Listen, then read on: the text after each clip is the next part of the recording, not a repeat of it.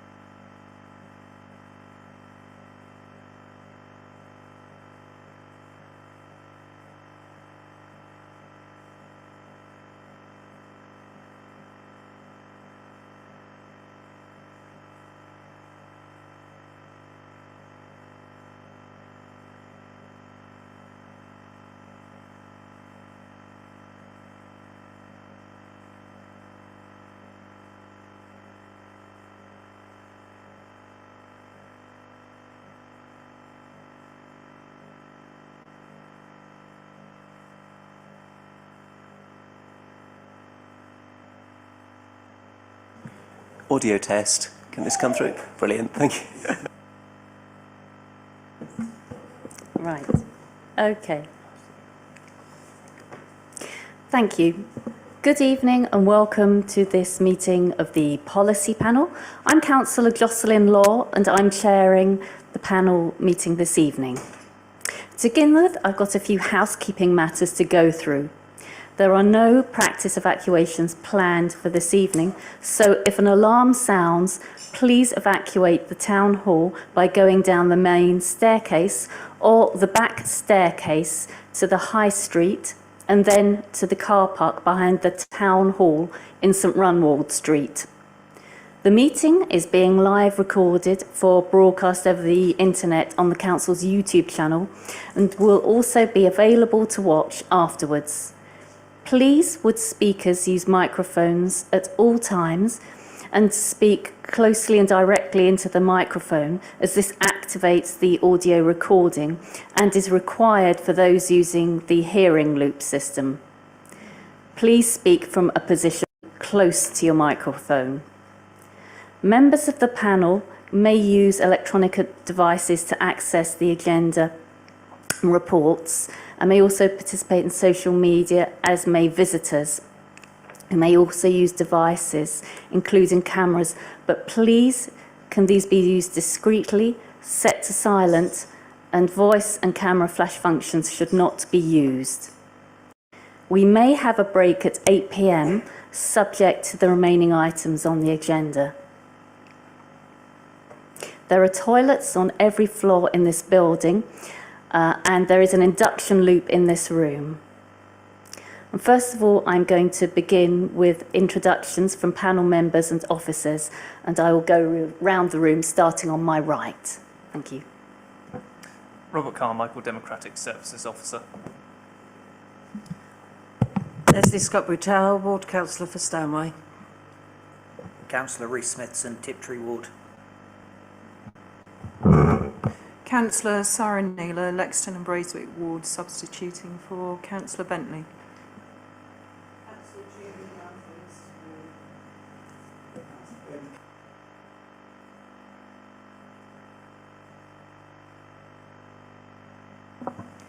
Michelle Tarbin, Head of Health, Partnerships and Wellbeing. Sam Good, Chief Exec of the Colchester bid. Karen Turnbull, Economic Strategy Specialist, Colchester City Council. Owen Howell, Democratic Services Officer. And Rosa Tanfield, Head of Neighbourhood Services.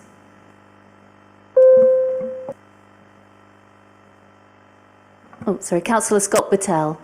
Lovely, thank you. Can you speak really closely to the microphones?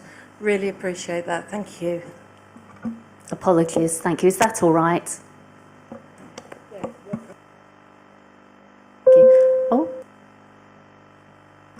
I'll get there in the end. And also welcome to the Council Leader, David King, and to all the visiting officers this evening. So we'll move on to item number 2. Substitutions, as we've already heard. We have Councillor Sarah Naylor for Councillor Kevin Bentley.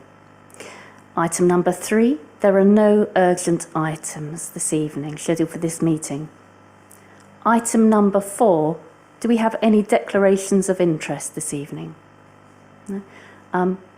I would like to make a declaration of interest for item number 9. I'm employed by Independent Age in the division that works with supporting people, and we do cover things such as welfare benefits checks, so I just feel I should mention that, as that's an area of my professional work as well. Okay, so we will now move on to the next item, which is item number 5, minutes. And so I'd like to ask the panel to approve the minutes of the meeting held on the 2nd of August 2023 as a correct record. Do we have any points that need to be raised about these minutes? No? Can we agree the meeting minutes for 2nd of August then? Is that agreed? Thank you, panel. Item number 6, have your say. I don't believe we have any members wishing to speak this evening for have your say. And so in that case, we will move on to the presentations for the next items on the agenda. And I'd like to note that the presentation for item number 8 is going to be taken for the item number 7. So we will start off then with the presentation for item number 8, which is on city centre marketing and inward investment. And the presenting officers for this are Karen Turnbull, Economic Strategy Specialist, and Sam Good of the Business Improvement District. If you'd like to start the presentation, thank you. Oh, sorry. Oh.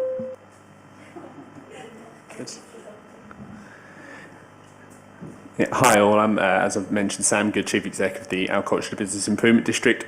So I'll be doing a combination with Karen to my right tonight on the presentation and hopefully find it for you. So just to introduce tonight's presentation, so it's around investment and the work that we've been doing on the larger scale around city status, is a potential of a new city and the work of a recently formed group called the Colchester Place Marketing Task and Finish Group. To give you a bit of context, that was made up of a selection of local stakeholders, statutory partners from the university, the zoo, Wilkins and Sons, but also council, county and city as well. Next slide.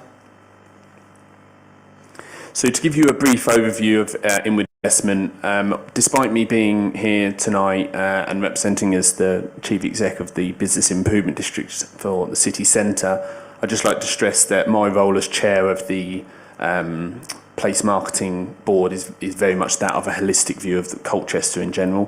One thing that you'll always get from us in the Business Improvement District is we are part of a larger scale for Colchester. We fully acknowledge that Colchester to succeed needs to be a joined up approach. So just wanted to get that one in. So inward investment and its hotspots. So when we're talking about inward investment, that is cross-sector. One thing since over the last 10 years Colchester has succeeded in is attracting specialist inward investment through cross-sector, but largely in the tourism and creative sectors. And then obviously recently through the University of Essex, Levelling Up Fund, Townsdale, and much more. But as you'll see on the slide there, it's very multifunctional.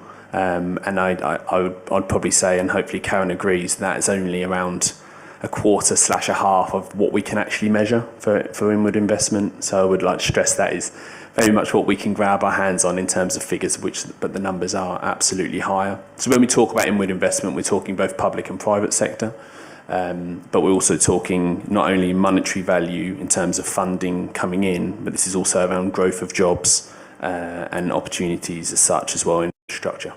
Next slide. So hopefully this slide gives you a bit of an understanding on the inward investment landscape.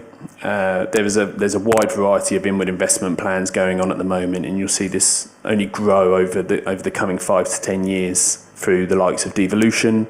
But recently you'll certainly see work at an Essex level for extraordinary Essex, and you'll see here where it's very much a government down policy where on a local level, if I say our level is a local level, we are often tied up in terms of what the hierarchy is feeding into that. So when you go higher, such as the Essex inward investment plan, you will find that quite broad, more construction, engineering in terms of the higher level stuff. And as you go lower down that list, you will find that that goes to more specifics to local places. As you'll all know, Essex is a very broad, wide variety location. So what we might consider inward investment in Colchester is very different to what, say, Dedham or even the far end, such as Castle Point, etc. Next slide. So as I mentioned earlier on, investment, we started this whole conversation around looking at what inward investment is, whereas actually I think we can all acknowledge that Colchester is truly blessed in its makeup, cross-sector, its growth in population, its quality of population, its quality of our education and access to local cities such as London, Cambridge and beyond. But when we start to look at inward investment, we actually broke it down into actually just investment.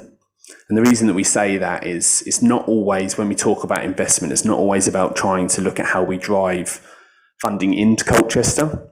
It's also how we develop companies and business and organisations that are already in Colchester and support them to grow and drive funding into those as well. So as you'll see here, the city status task and finish group's got multiple names that we tend to keep changing. When we spoke about this, we had 3 sessions that we discussed a variety of things, and they were around tourism, they were around inward investment, and then the other part was what does actually Colchester want to be, and what does it want to specialise in. And I think the summary of that meeting was that we don't quite know at this moment, because we've got such a broad offering, it's hard to actually pinpoint the one USP, which is a great thing to have.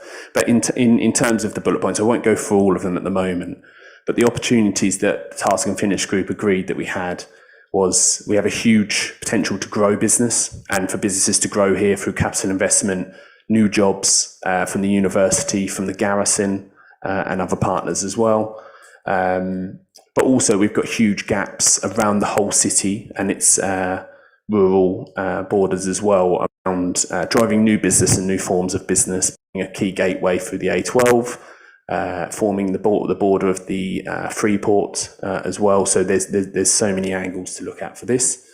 Tech was the main topic that kept coming up through these conversations, and that's not as simple as just looking at AI, augmented reality and the new innovations of tech. It's actually about how do we work with partners such as the Health Alliance, such as the university, such as Tiptree Gem, for example, around how we increase productivity and increase investment into our place using tech and new innovation. So a key element coming from the university at the moment is agritech, which is actually now being picked up as research across the world, not only locally as well. So there's just a few things that, to give you an idea of the broadness of investment that we believe there are huge gaps, huge potential in for Colchester. And obviously one of the biggest eye-openers, although we work incredibly close with Visit Colchester, and I'm sure you all know the work that Visit Colchester do, they've done an incredibly great presentation to members at the group there, and we're talking Chief Exec of Wilkins, we're talking high up in the university, we're talking really, really knowledgeable people of Colchester. And half the things that were presented by Visit Colchester, people had no idea. And the reason for that being is that Visit Colchester, and what they're really good at, is advertising Colchester to the rest of the country. Their target audience isn't people in Colchester. So sometimes actually what we need to acknowledge is we are doing a lot of very great stuff, but because people in Colchester might not see it, they're not quite aware that it's happening as well. So we acknowledge that as an action, and hopefully you've seen the report to acknowledge that as well. So again, what we fully acknowledge that although there are some very complex parts in inward investment that we've got to improve, there are also elements where we've just simply got to educate our partners and our residents around things that are happening in Colchester too. Next slide. So this leads me on to the offer. So again, I've sort of come through this, and I'm not going to go through anything that all in the room aren't already aware of the complexities of Colchester. But to give you an idea, as in Colchester and the place, so a lot of this report talks around placemaking for inward investment.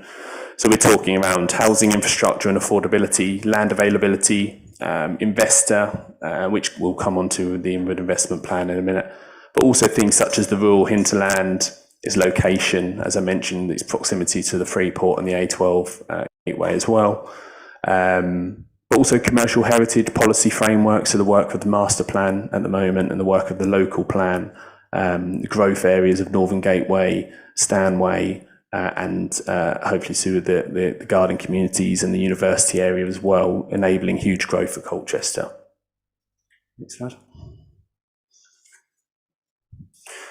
So this leads me on to the process, and this is quite a hot topic actually, around how do you create a policy, a strategy, a vision for inward investment. And to be quite brutally honest, there is no way of creating a single policy that directs all possible inward investment into one location. There may be instances where we at the bid are approached by a business who simply want to look for a unit, and they tell us their size, and we find them a unit. However, there is also a lot more complex situations where they may approach Karen and her team and the economic development team, where they're looking at far higher level stuff, very confidential, but they're also looking at 20 locations across the country and they need to know specific details. And then there may just be a new business who just finds it upon themselves to find a premises themselves and go above it that way. So just to reiterate the point, there is no singular process that we could put in, but the way that we do believe we can move forward is through a connected and knowledgeable route. So enabling that as partners of the new place Colchester group, which I've gone through, all are aware of what opportunities are available and what resources are available. So when they are approached by a potential investor, they know the knowledge and the information they do need to pass on as well. That'll pass me nicely on to Karen. Thank you, Sam. Good evening, panel. I think this is a classic example in the process of mobilising those networks and making those connections. And an example would be recently of the Mercury Theatre attracting a new company into Colchester, which helps performances by scripting them for people with hearing disabilities.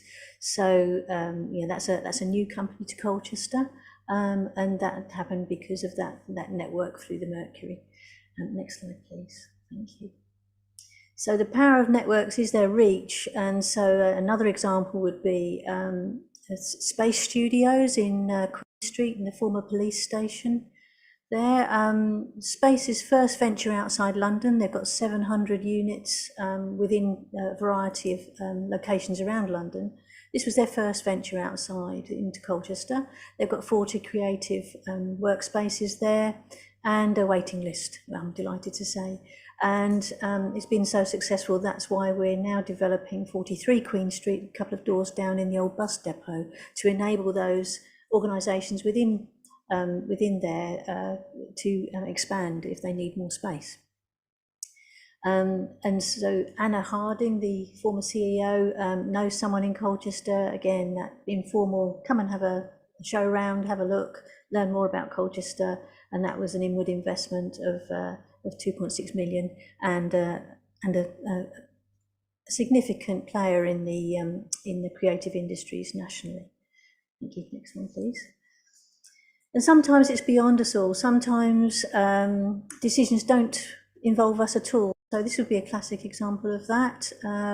Vattenfall recently announced that it was going to withdraw from creating its Norfolk wind farm because market conditions had changed. So that's a board decision within an independent organisation, and the supply chain impact through East Anglia and beyond would be significant. That's not to say if it changed again they wouldn't come back, because everything's in place to make that happen. But it's just an example of how sometimes we don't have control of those decisions. Thank you. It's also important to say that we keep an eye on these, on different sectors and markets and where the opportunities might be. So a few examples there would be the CareTech project that we identified in about 2017. We looked at evidence to show that there'd be an ageing population in North Essex, and that they would need care. And there was lots of talk at the time about medtech, but not about CareTech. And then we looked at what we had in Colchester, and the University of Essex is very strong in sensor technology. And so we started to form that partnership together to look at what could be done. And that project's still ongoing. It's been through several iterations. And these things take time to come to market. Ultra-fast broadband, the biggest ever foreign direct investment into Colchester was through a Swedish company, VX Fiber, who is busy putting in ultra-fast broadband, fiber gigabit broadband in communities now around Colchester, following an initial investment to put in fiber through the CTV network around the town centre, the then town centre. And destination development, we commissioned a feasibility study which proved that we needed 6 new, at the time 4 new hotels. In fact, we used that study to bring 6 new hotels and 67 4,500 new bed nights to the then borough, and no closures, and around about £40 million investment. Next one, please. Thank you. And I think it's also important to demonstrate the power of ambition. Colchester has always been a very ambitious place, and we have a series of project pipelines, which is basically a wish list. Then when funding opportunities arise, we're in there very quickly. And that's exactly how the town deal went. As soon as the town deal came out, and these funding applications are notoriously short in terms of deadline. You've got to be ready, you've got to pounce on it. And so we put in bid for that, and also for Levelling Up Fund, and hence we got £40 million or near enough to regenerate the city centre and beyond. We also get involved in funding package assembly. So there were 5 funding, there's a package of 5 funders for First Site, the development of First Site a few years ago, and partnership assembly. So the We Are Colchester partnership is tasked with governance of the town deal, and we put all those together. We put in funding applications, and we are pretty successful by and large in getting funding. We've got a couple going in. One went in last month. We've got another one going in for £1.25 million for more 5G work, and we have to be sort of nimble and get in there. So that's very much an ongoing way we work. And sometimes government makes a decision to subsidise. So a few weeks ago, an estimated £500 million to Tata, Jaguar Land Rover, to develop a gigafactory in Somerset. And that was a decision because the country is actually in competition with other countries, and I think that particular project was to compete with Spain. But it seems to be at the moment picking projects that have massive impact. It's not necessarily aligned to a strategy. So again, you know, there may well be projects in the pipeline that affect East Anglia, and that we may or may not be aware of. So the project to bring in the wind power to improve the access to the grid, the electric grid, electricity supply, is also a huge project that's coming forward at the moment, which will have an impact on supply chains throughout the region. Thank you. So a quick recap. Colchester, there are areas for improvement, and it's to help others and our partners understand what's going on, and we've got plans to give a new role to that marketing task and finish group, and the terms of reference are being developed for that group, and to share basically what we're doing as much as we can, so that people understand, and then we can have more impact and influence if people start talking about it within their networks, and just have that confidence that something is happening. And that shared narrative around tech, that's a new topic of conversation, and one really that's been enabled by the city status, I would say, because city status has enabled us to have that future focused conversation, whereas before it was always Colchester was very, very good. Look what the Victorians did, look what, you know, I remember Paxman's, it's all very positive, but we needed to get to a place where we could talk about the future, and that has enabled that. So we're hoping that this will spread the influence and enable people to be more confident about Colchester, because a lot of this is, you know, we talked about £50 million into the digital network, but you can't point to it, it's underground, and that's a really difficult thing to demonstrate, but it is certainly there. And we can point to a list of companies that are very interesting, doing very interesting things on the digital side, and certainly some consideration of Colchester being a smart city. And so it's a very exciting and positive message, I think. So there's lots of work we can do around the website, and Sam and I have got sort of some outline plans to improve the website for business, which is currently called Colchester Ultra Ready, but we're thinking about renaming that. And we're also going out at the moment with a consultation to businesses to ask them what kind of content they'd like on that website, so that when we do review it, we're also taking their needs into account too. So the approach that we're going to take in terms of that, the structure for inward investment and any investment. So we'll observe what the government are doing and engage them through the county, and obviously keep an eye on what funding opportunities come through. We will also keep an eye on what's happening on the devolution side. There was an announcement this week, and so we're working through the North Essex Economic Board partnership and an extraordinary Essex. Everyone's very much involved and interested in inward investment, and so it's important that we all work together. And so we're going to be, the main action will be to look at the content on this website and change that, and also test how far we can adopt this smart city approach, which is basically using data to help decision making. And most services these days do use data and generates data. It's how it's shared and how it's interpreted and used for decision making in the future.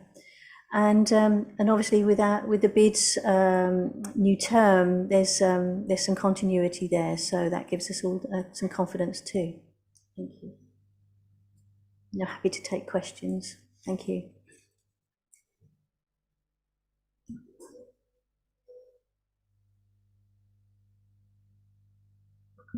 Councillor Young.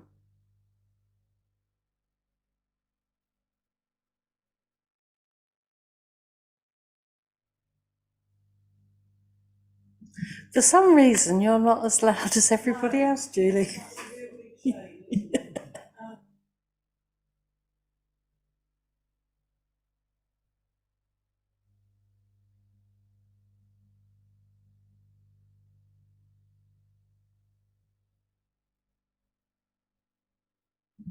I'll concentrate.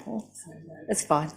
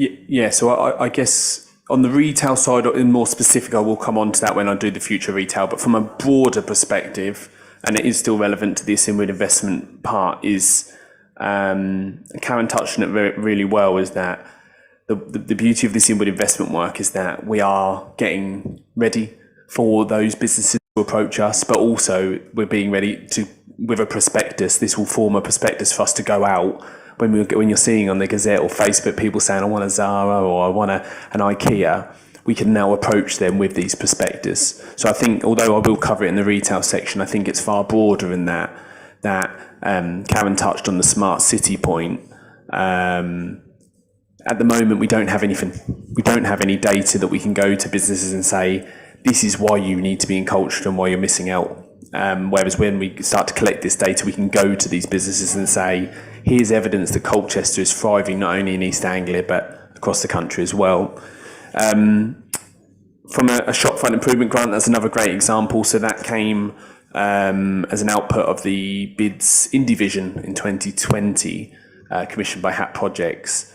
We are very fortunate to have that in the Levelling Up Fund. So we've invested £121,000, and that's a joint fund, partly from the LUF, but also from the bid topped up on that. We have now funded well over 35 shop fronts on that. However, they're all going through the planning, most of them going through a planning process. It's quite a slow process. However, you will see improvements such as Redline Books has just had their new front done. Claydon's is very close, just down on the high street. So hopefully in the next couple of months I can update you a bit more on that.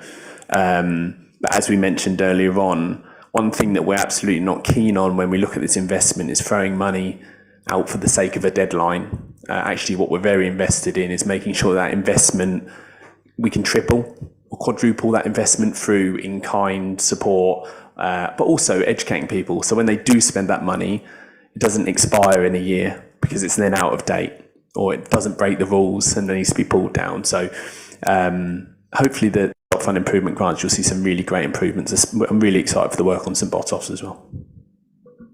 Can we please take a short break? We just need to try and sort out the tech issues, that end of the room. Thanks very much.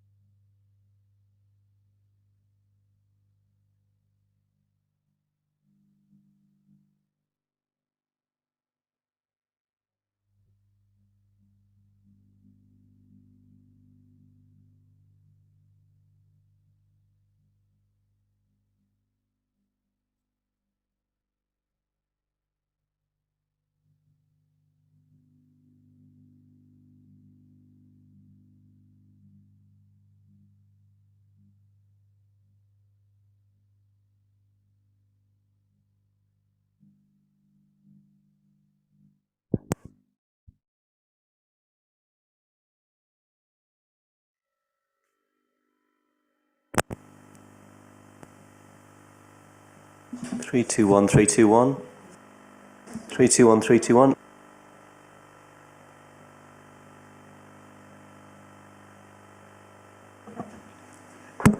Yeah, that's working.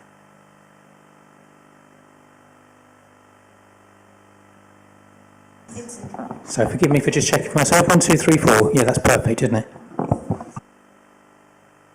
So again, 1, 2.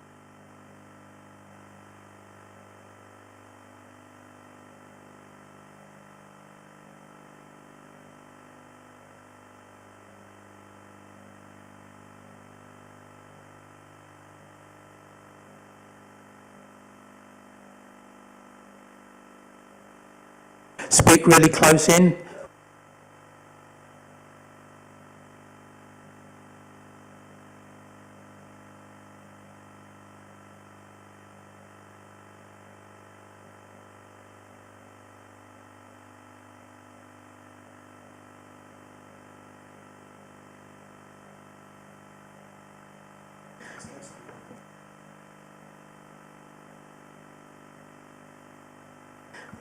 Can I ask Councillor Lismore, please? We'd intended that we would have the presentations running one after each other for item 8 and then item 7, just because we don't want to sort of duplicate too much, say, discussion that might encompass, you know, investment retail.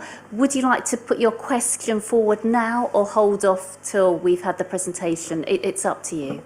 I just wanted to apologise for being late. And I said, I text Councillor Bentley and said, can you please give my apologies? I'll be with you as soon as I can. But see, he wasn't here anyway. So please accept my apologies. It was just about vacant units, really. And again, my apologies again. I'm going to have to leave about 7:15 as well to get to another meeting. So I do apologise, but see where we get through the next presentation. Thank you. Thanks very much. Noted. So can we move on then to the presentation on the future retail vision? And that's being given by Rosa Tanfield, Head of Neighbourhood Services, and Sam Good, Chief Executive of the BID. Thank you.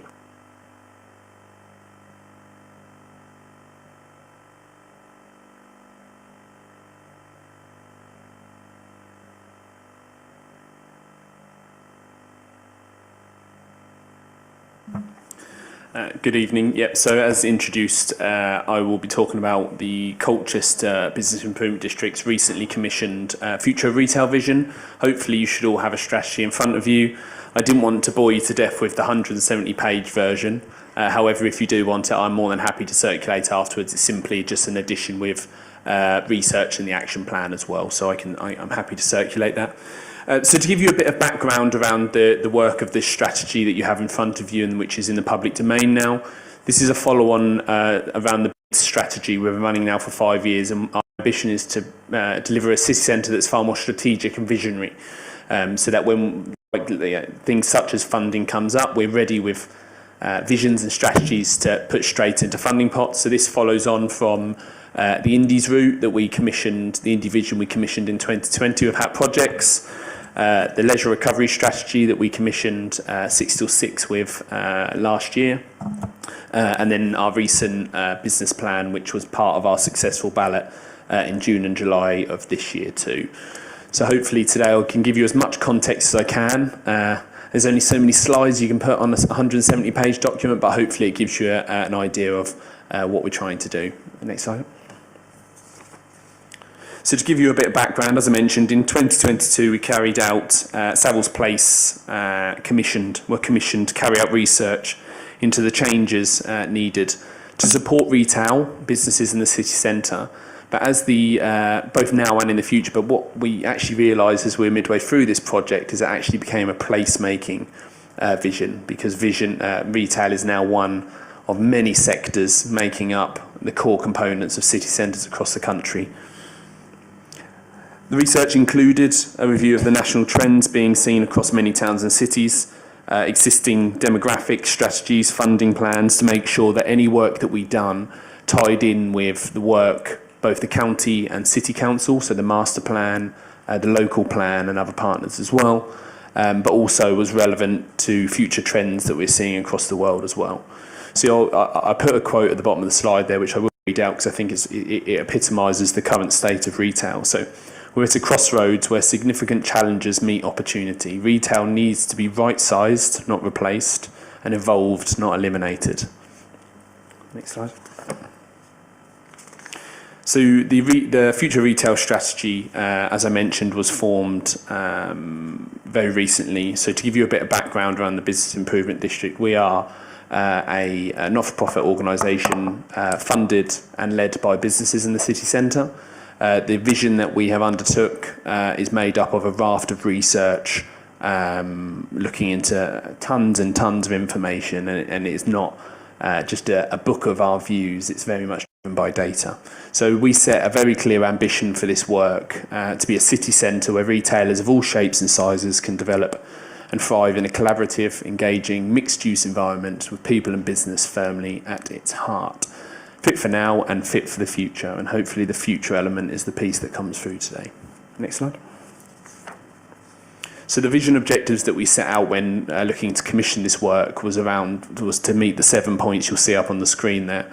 So not only was it around setting a clear vision for the short, medium and long-term future of the city centre's retail offer, but it was also to look at how that tied in, as I mentioned, with other town and city strategies and visions, identifying the gaps in the offer. So we're currently looking at other cities and towns around the country that we can either duplicate, take learnings, or actually take failings as well and use them in our advantage. Also raise awareness of the role the retail sector in the city centre has and will continue to play in the local economy too. And then finally, which for me is probably one of the most important objectives of all, is how we can identify Colchester, how we should market it as a regional destination. One thing that perhaps from a local perspective we need to work harder on, from a sense of pride of place and a civic location for communities in terms of the city centre. Next slide. I won't bore you to death with the slides here, but as you can see, hopefully by the amount of bullet points there, the research we've done was probably 75% of this work. So as I mentioned in the document that I shared with you just at the start, the 170 page, data is only as good as the time you can spend to look into it. It's only as good as the outputs that you can use with it. So one thing that I can't stress enough is that We can look at metrics such as footfall and vacancy rates and business sale conversions, understand trends. However, for us, they're all only as relevant as our engagement with local residents. Business ideas, making sure that businesses are leading on the improvements to a place, but also acknowledging national trends. And one of the core plans for this future of retail vision is to enable us to be ahead of the trends. So when we look at cities like London, Manchester and Liverpool, we're in line with them when they're delivering new innovations, not 10 years later when we get scraps and the ideas once they've already delivered them. Next slide.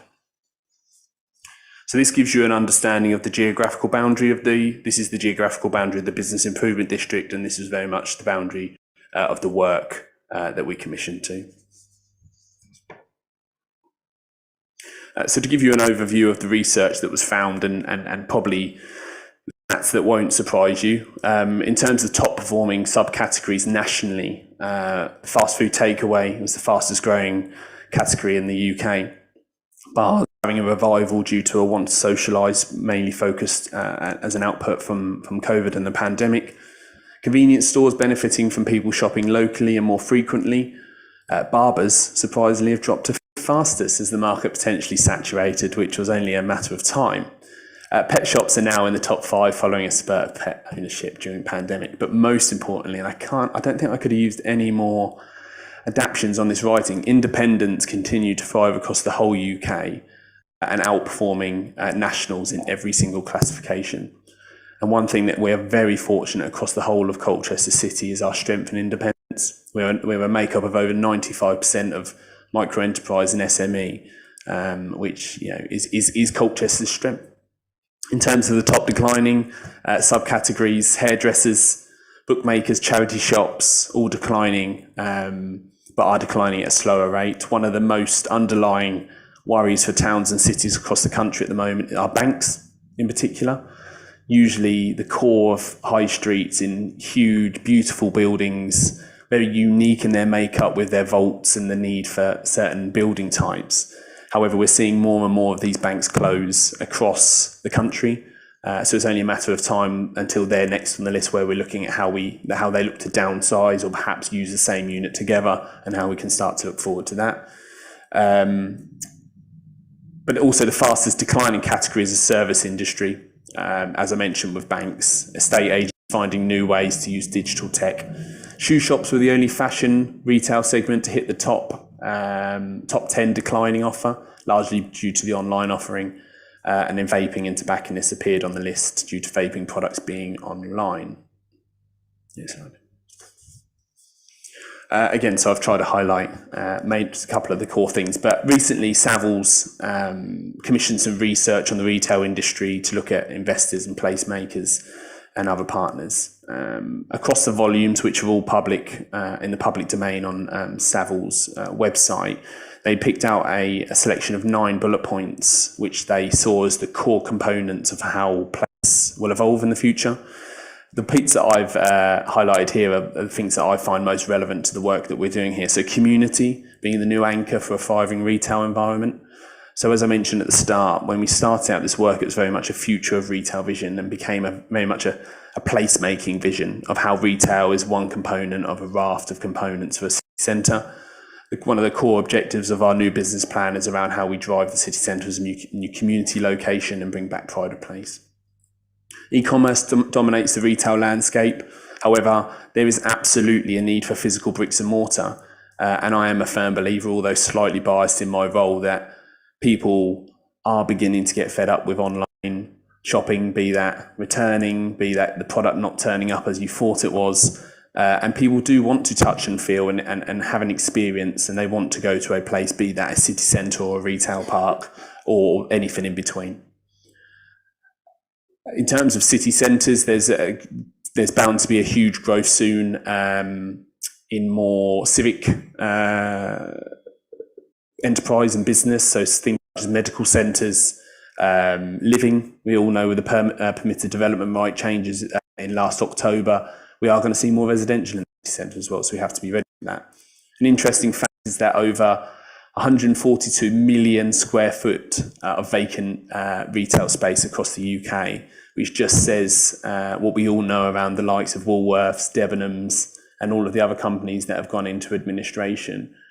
These units are far bigger than they've ever needed to be, and certainly far bigger than they need to be now. So what you will also find is that retail space will make up the most of the vacant units across the country. So what we need to be looking at is how we are supporting retailers to move to smaller units, but also maintain an efficient service that enables them to still deliver the right amount of products, still create the same customer service, and still manage the same footfall as before as well. And this is all relevant to the ESG agenda, which is relevant to most retailers across the country. And then the 15-minute city concept, which is a nationwide conversation at the moment around how you can deliver a place that enables people to access any part of the city centre within 15 minutes, and the rapid transit scheme being a core component for that in Colchester very soon. And then last but not least, the important role that local authorities must play to collaborate and improve the state of retail on the high street and motivate the regeneration for long-term benefit. Next slide. So experiential trends that will come through, and you'll see this as an evolution in retail, and what you'll find in the report in front of you as well, is that the large cities will retain their status as retail hubs. However, you will see a huge change in out of large city retail, as we're already seeing in Colchester and Chelmsford and Norwich, and other regions across the country. Next slide. So key emerging markets set to create expansion opportunities for retailers. So as you'll see, retail is going through a state of evolution. One thing that I will not agree with in any form is that retail is dying or dead. One thing that we have to acknowledge is that the retail of old has gone and will not return for at least the next 50 years, if not more. The retail of now is one of convenience and consumer-led. It's not one that happened overnight. It's one that's been coming for a long time. We are humans of convenience, and that is the need and why people are now evolving into the emerging markets, where retailers are looking at how they can reduce costs, so smaller units, less staff, lower turnover, but still make the same sales by using innovations such as online tech, click and collect, and others as well. Next slide. And then we have some elements of the retail sector who have thrived and have been success stories as part of the pandemic, such as athleisure. I think I can never pronounce that one right. Homeware, wellness, food and beverage, and then obviously the electric vehicles, which you see pop-up shops now in all of the lakesides and Blue Waters and others around the country as well. And interestingly, you'll now see online businesses now opening bricks and mortar outlets, such as the Amazon stores, and others as well, which again is an interesting trend that we're keeping a close eye on. Next slide.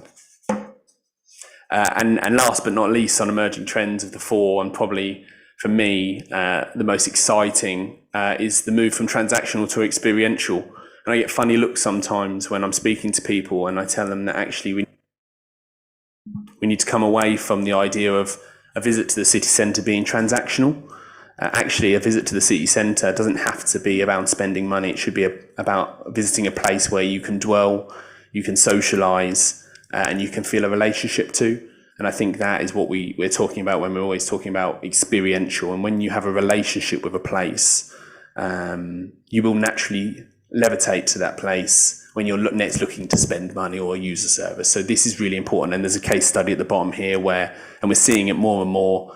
And one example is in the city centre with Best Days Vintage, who were just a simple retailer before. And as part of the pandemic, they are now a record store. They're a clothes repair store. They've now got a pop-up workspace. They're now a coffee shop as well. And that's where we're seeing innovation in experiential stores too. Next slide. So this comes back to the question earlier on around inward investment. So when we are approaching these retailers around the world, around why they should come to Colchester, it's not about the units they can get. It's not about the size of the units. It's not necessarily about the infrastructure around it. It's whether that place meets the needs of their brand. So when we're talking to companies, they're not just looking at a location. They're also looking at is that a place that is pro-retail? Is it a place that is pro-business, where they prioritise business as a priority? And that is so, so crucial. Of course, the financials are a key part of that conversation too. So on to vacancy rate, and we've turned this on its head now and reference it outside of this meeting as occupancy rate. However, we'll go into the vacant unit data. So to give you a high level part, so we were originally at 9.85 in August 22 and saw an increase to 10.11% in November 22, and that was largely due to the removal of a lot of the government-driven benefits on rates reductions and others. However, this has now dropped to 8.88 in September 2023, so way under the national average of 13.7 nationally and the East Anglia average of 13%. The biggest increase recently was the likes of Crouch Street, and actually we've seen a huge decrease on Priory Walk, a reduction of 5 units to now 2, if not less now, I believe, and that's largely down to the landlord's innovation of allowing access to charities and community groups to use that, which really turned that space on its head over the last 6 months. Interestingly, and I think this is probably the most crucial thing when we're talking about vacancy rate and occupancy rate, is 65% of the current vacant units in the city centre have been vacant for at least 11 months. So when we're looking at vacant units, it isn't around putting vinyls on windows to make them look prettier or giving the windows a clean. Actually, it needs to be far more strategic and visionary. So it needs to be us looking into that and engaging with the landlords about why them units aren't being occupied. Is it that they're just simply asking for too much money? Or is it that actually it needs far bigger repairs than we know? A good example is M&S. We all know commercially that is a unit that needs such an investment prior to any business moving in. Actually, that's the reason it's going to be vacant for a little while, not because of the size of the unit. St John's, Queen Street, Sir Isaac's Walk and Culver Square all have the most long-term vacant units. So that's, again, tying in with a lot of the independent streets that we've got in our vision. Next slide. So I'll only touch on the middle section here because I've touched on a lot of the research in the middle. Interestingly, Colchester ranks 6th out of 508 locations in the east of England for potential spend. So actually our access to spend is huge. So within 15 minutes of the city centre is 178,000 people. Within 30 minutes is just short of 500,000. But most importantly, within 45 minutes of the city centre, we have access to over 1 million people that with potential spend is humongous. So what we're really invested in now is how we look at them stats and how we occupy them. So the Colchester City Centre dominates within the core catchment area, attaining 79.1% of the market share, with the next closest competitors being Tollgate and Turner Rise retail parks. Competitors Chelmsford and Lakeside have a smaller leisure spend opportunity than Colchester, which is worth noting as well. So when you're going shopping in most places now, it's not just the retail location you'll consider, it's about the dwell with leisure as well.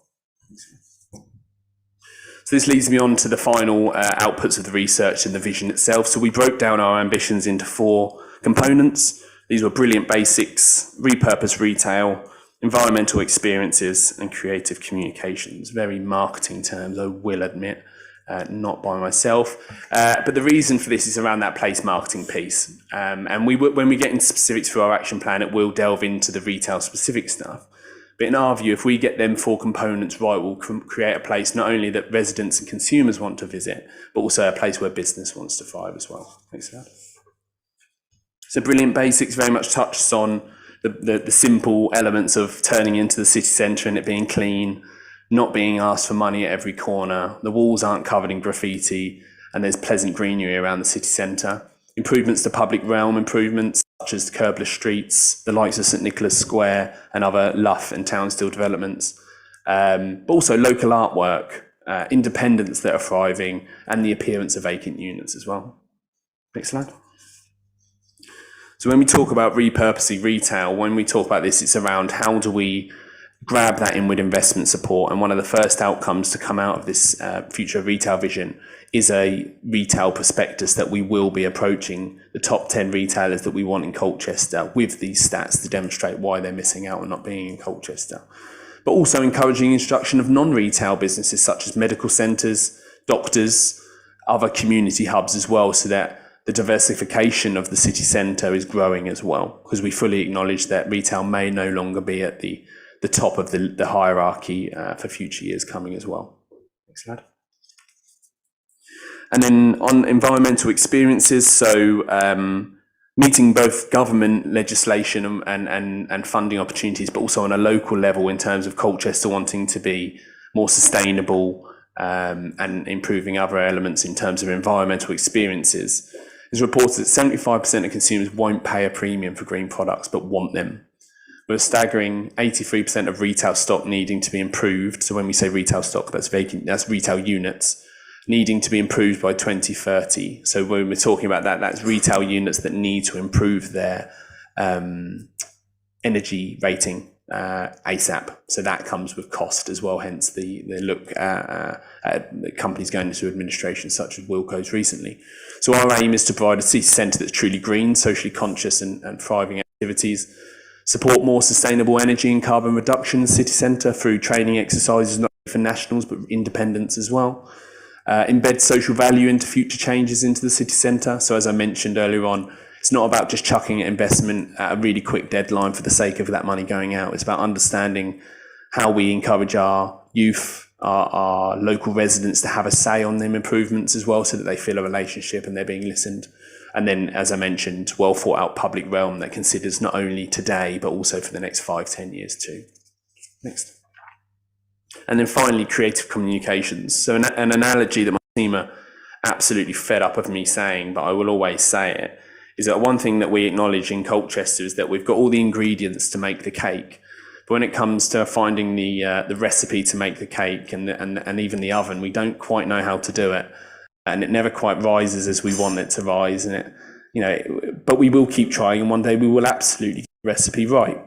So the creative communications for me are essential, and that's us working with partners such as Visit Colchester, Visit Essex, but also partners around the city such as Dedham, Tiptree, Stane Park, Tollgate, Northern Gateway, and partners as well as how we work collaboratively. So Colchester's Acorn profile, which is for me is a huge gap missed at the moment, is executive wealth and mature money are two elements, to categorisations of population that we have a lot of. Colchester has high levels of affluency who will often travel to Stratford or will often travel into the city because of lack of retail in Colchester as well. And then alongside that, how does Colchester define itself? And for me, it's so important. So we are Britain's first city, but how do we translate this to messaging to our residents, visitors, and potential customers that we're not accessing at the moment? As I mentioned, we're sixth of 508 locations in east of England. So we are doing well, but we could certainly do a lot better. And that is all coming through communications and telling people exactly what we're doing and how good we are. Next slide. So this comes to the end of my presentation. You will be glad to know. So for me, there's 4 points that this strategy must achieve to progress even from a bit of printed paper. This is to be delivered via partnership and collaboration with other city centre stakeholders. So that includes not only retail relevant, such as shopping centres and other leisure sectors, but this is also with partners around the table today, county and city council, and neighbours as well, neighbourhoods as well. This is absolutely a priority to be used for additional funding. We've already been successful today in a funding application for one of the action points from the retail vision, which is one of the main reasons we delivered this vision, to hopefully be embedded or at least be referenced in the city centre master plan and provide the backbone for a retail focused action plan, which I will circulate to members after this meeting. Next slide. So call to action, which you would have seen in the papers, and this is very much around completely appreciating and understanding the current challenges of local authorities across the country. One thing you will absolutely not get from me is a demand for millions of pounds, which we'd all absolutely love. The realism is in Colchester that we can succeed not only in the city centre but across the whole city through partnership working. And one thing that I'm massively positive around is Colchester's partnership working wins accolades across the country and is recognised for that across the country, and perhaps we don't quite appreciate that enough. So enable a pro-retail approach through communications. So how do we make sure that we are pro-business, we are pro-retail, and that we are understanding opportunities of out-of-town developments? Invest with the bid in a detailed inward investment plan, as we mentioned in the previous presentations, that we go with a prospectus out to businesses and track them. Invest in the city centre market. One thing that Colchester is absolutely missing for retail and leisure is an incubator space. where we have thousands and thousands of small businesses, home businesses that have no incubation space to grow, to test their model in both a city centre and other locations around the city. So the market is sitting there waiting for that opportunity to have. And Demi's doing some great work, but we need to take that to the next level. And then finally, to support the bidding, creating accessible and cost-effective pop-up schemes for new businesses, similar to the market model, in vacant units. So that can be used for business rates relief and the use of unused council-owned premises in the city centre. They are 4 of hundreds of actions out of the retail vision. But for me today, I wanted to be realistic that it's a long journey and some of the quick wins that we can absolutely achieve. That is all. As I mentioned, 170 pages of a strategy into 24 slides. Hopefully you've got as much data as you can, but I'd encourage any questions. Thank you very much for that and the earlier presentations. I think that's all been really informative for us today, so that's great. Again, thanks to yourselves. In terms of questions, Councillor Scott Patel, I was going to bring Councillor Lismore in because she asked a question earlier. Is there an issue with tech, or can we proceed and I can bring you in afterwards? Thank you very much. Really good presentation. Thank you. I think my first question that I wanted to ask was about empty units, and I think you've covered all that. Congratulations again. Those statistics, I think, are a really good point that we can use with residents when they come to us and say, "Phew, so many empty shops." No, there's not, and we're well below the national average. So well done on that, and thank you. Point that I'd like to raise really is with small businesses. We know how difficult, we've got experience, haven't we, of how difficult it is to reach small businesses sometimes. I have, something sticks in my mind when I was the cabinet member here a couple of years ago now, and we were talking about the Northern Gateway and about using a non-national chain in one of the units. And I'll be honest, officers were not that pleased.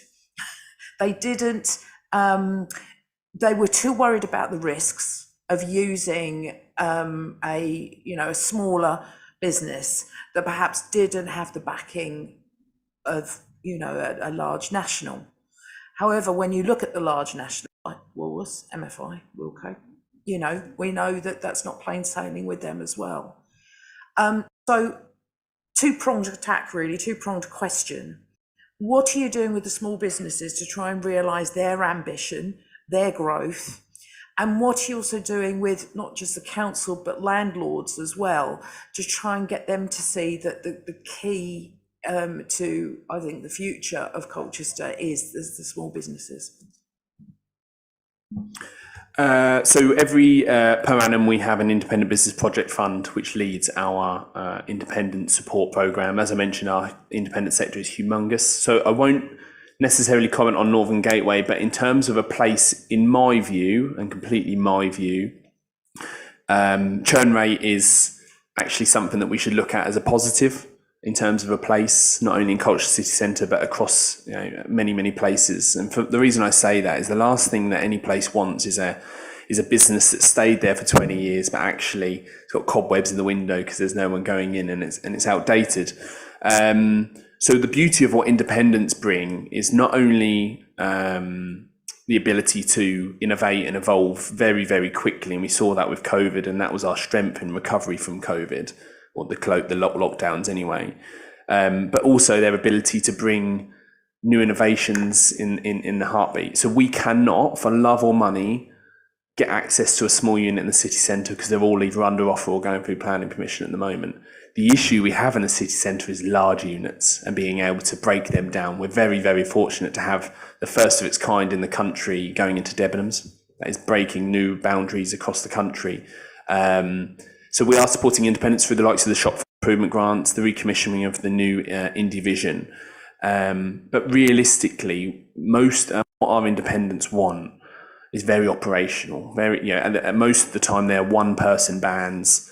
Often don't engage with anyone other than consumers in a day. So business crime and social behaviour is top of our list at the moment. I know that's a national thing, but that's one of our core investments at the moment on how we support them. But again, innovations and allowing new retailers to come in by partnership, working with the likes of Colby, previously with the Best Growth Hub, and hopefully with other groups moving forward. I truly believe that Colchester is an exciting place for new independents to come. I have about 15 emails a week from new independents trying to find a unit in the city centre, but we simply can't get them a unit, which is mental. But you touched on a very good point. Them stats are all absolutely irrelevant if the residents don't understand them and feel a relationship to that too. So I try not to use the vacant unit stat too much, because it starts to wind people up. And I understand why, because actually if you're walking in and you're seeing a huge vacant broken window, it doesn't matter how many of them, it's already affected your visit. So hopefully that's answered your question. And just on property and landlords, one of the key outcomes and one of the actions out of this vision is we're soon to launch a property and landlord group, where we'll be bringing all of the key landlords and property owners around the city centre, and bringing in partners such as the Luff and Towns deal, for them to understand this length of investment that is happening, but also to tell them they need to be putting their hands in their pockets and they have a duty to uptake the city centre as well. So hopefully that will begin that journey as well. Okay. Thank you. Councillor Scott Buttell.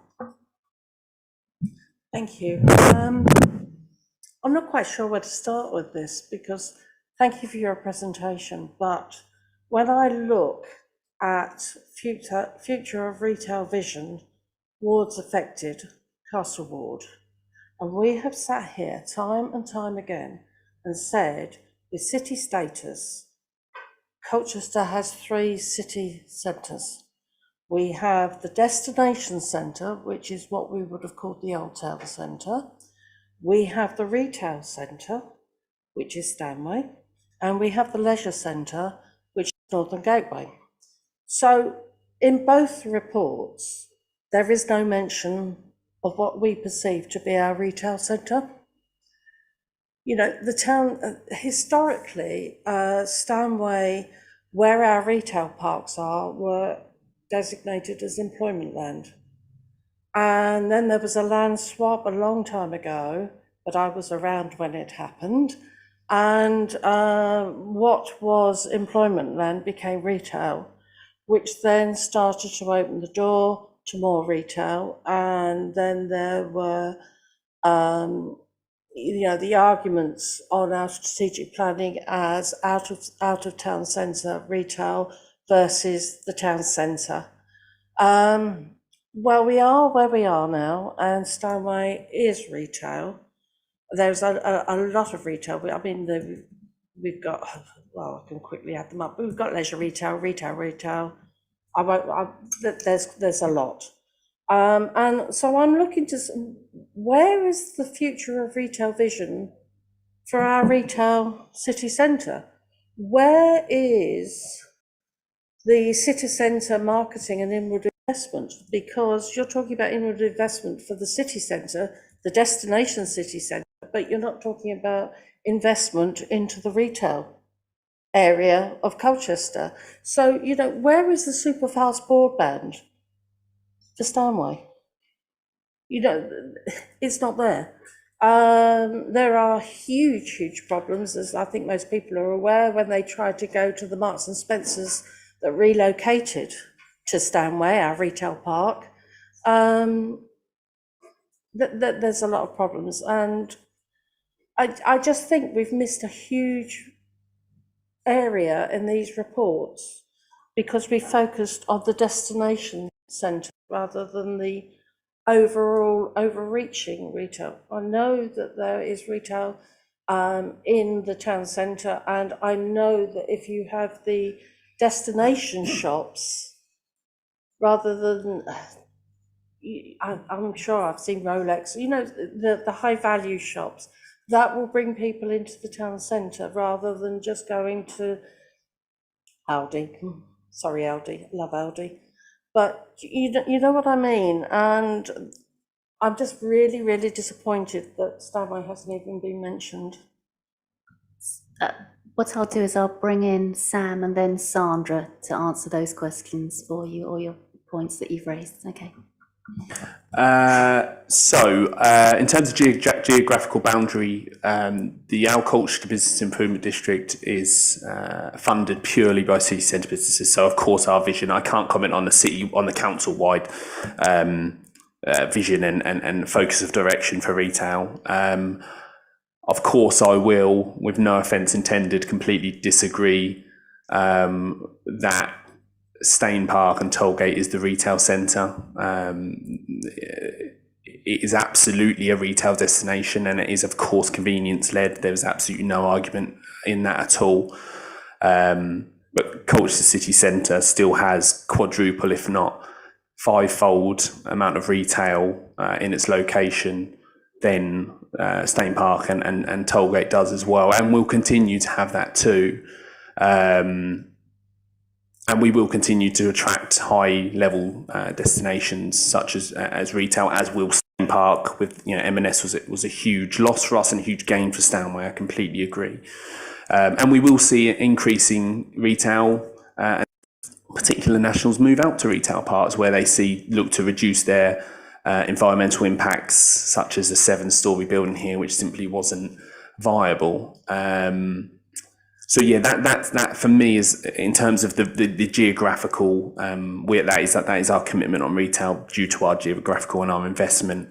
But again, going back, we could call Turner Rise the retail centre, or we could call Northern Gateway the leisure centre. But of course, I'm biased, and I would disagree. I've probably changed my attitude to this over the last year. I'll be completely admitting that I was absolutely anti-Tollgate and Northern Gateway a year ago. I will completely admit that.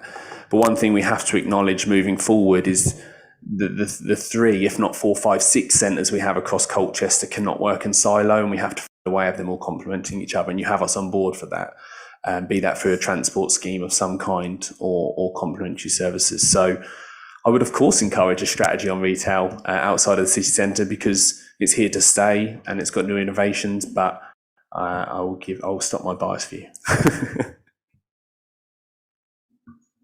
Could I ask Sandra as well now to comment? Yeah, thank you. For anyone who doesn't know me, I didn't introduce myself earlier. I'm Sandra Scott, Place Strategy Manager for City Council. But thank you.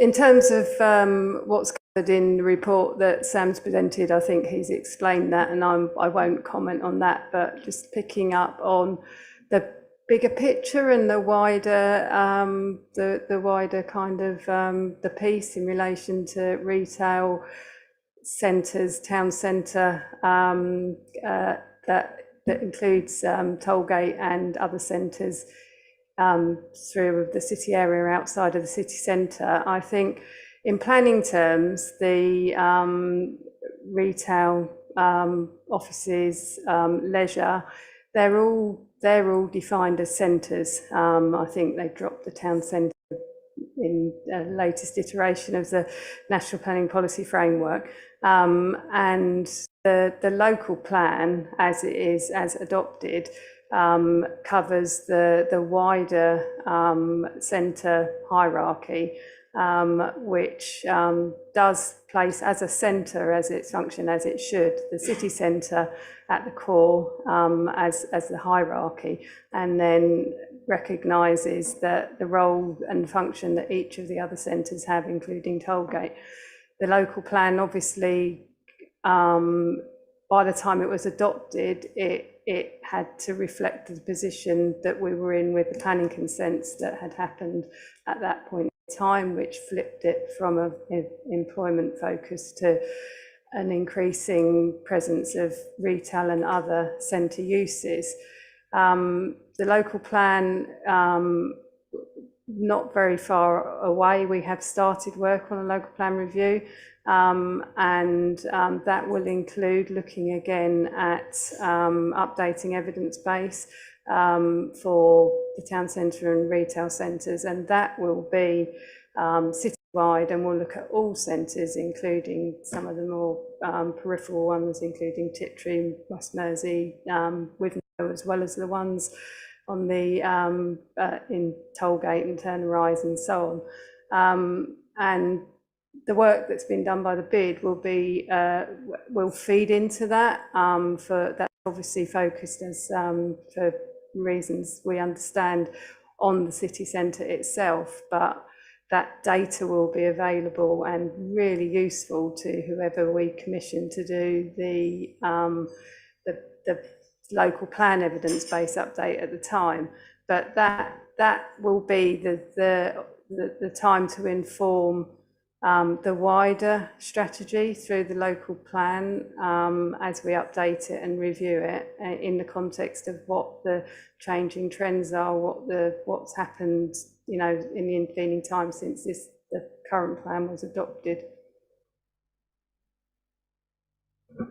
Councillor Scott-Patel, could I just, because I know that Councillor Lismore has to leave quite soon, could I just let her come in and then you could respond after? I do apologise. It was actually, leading on, and I'm really pleased with some of the words that you've used as well, because what I was going to say is perhaps not Tollgate, but we do have these relatively small little parades of shops dotted all the way around. Obviously, we have in Prettygate, we have, you have in Stanway, you have in St John's, for example, and I don't believe they're really covered by anybody at the moment. If there was a small business in one of those units, or someone who wanted to move into one of those units, or they'd got empty units, I don't think there's anybody helping them. So it was just a please to ensure that they're covered. Okay, they could go to Colby, but do they know they can go to Colby? Do they know that they can come to Colchester City Council for help as well? So it was a plea really for those small businesses, those little parades of shops we've got dotted. We've seen in Prettygate what has happened with the post office that closed down because the newsagents closed down. The post office then moved into the cat rescue charity shop. It's been a 150% success. I mean, absolutely amazing success. It's been brilliant for the charity, brilliant for the post office, and brilliant for the residents. But nobody gave any help for that. So I think we're missing a trick here. And I do apologise, I'm going to have to leave, but thank you. Thank you. Councillor Scott-Patel, would you like to come in now? Thank you. I'd just like to come back on the earlier points, and no offence meant at all. That was an excellent report. It's just that as the Stanway Ward Councillor, I was there thinking there's a big chunk of it missing. In the local plan before, as I said, it was designated, a lot was designated as employment land, and that was actually taken, a deviation from the local plan was made by the planning inspector, not us. We defended the local plan very, very strongly, but it was taken out of our hands. And consequently, I have spent the following years playing catch up, making sure that there are site management plans, because there weren't any. And in one of the reports, we're asked to make recommendations to Cabinet. And I actually do think for the people who live in Stanway and the businesses that are starting up in Stanway, and by the way, there is a planning application now that has been varied, and there are small business units, incubator units included. It hasn't been, we're not quite there yet, but it's in the system, it's live. I'm going to ask if this can go onto the radar with Cabinet, because Stanway needs support. The best that we could do with the highway infrastructure was to say no occupation on the new sites until the infrastructure was in place, which we did do. There was a business that took us right to the wire, but we actually need help. We need decent broadband. So I'm not quite sure how we word the recommendation, but I just want it to be acknowledged, and time spent on looking in Stanway too. What do you expect of the local councillor? Perhaps, I'm sure there'll be some other points. I know Councillor Smithson wants to speak now, but we can, I'm sure, summarise at the end of our discussion, recommendations that we'd like to put forward. So thank you. Councillor Smithson. Thank you, Chair. I completely echo Councillor Scott-Boutel's comments about a recommendation to Cabinet. There's one forming in my head. I've got a couple of observations. First, thank you, Sam. Your presentation has set a benchmark for all future presentations to the policy panel. I will accept no less amount of energy, no pressure at all, but that is an act to follow. please, officers, these are a report of officers, not external parties to the panel. So can we make sure that that's apparent? Because it did feel a bit like a bid sales pitch, and it's brilliant, and I'm really appreciative for it. We talk about incubators a lot, and I'm really lucky. I live in Tiptree Ward, which has got one of the best incubators I've seen in the Crate Business Park. They've taken 7, 8 old 20-foot shipping containers, welded one end shut, turned the other end into shops. There's a cafe, there's a nail bar, so on and so forth. The amount of space they take up is probably about the size of this. And they're rammed. They are busy. That cafe is absolutely full.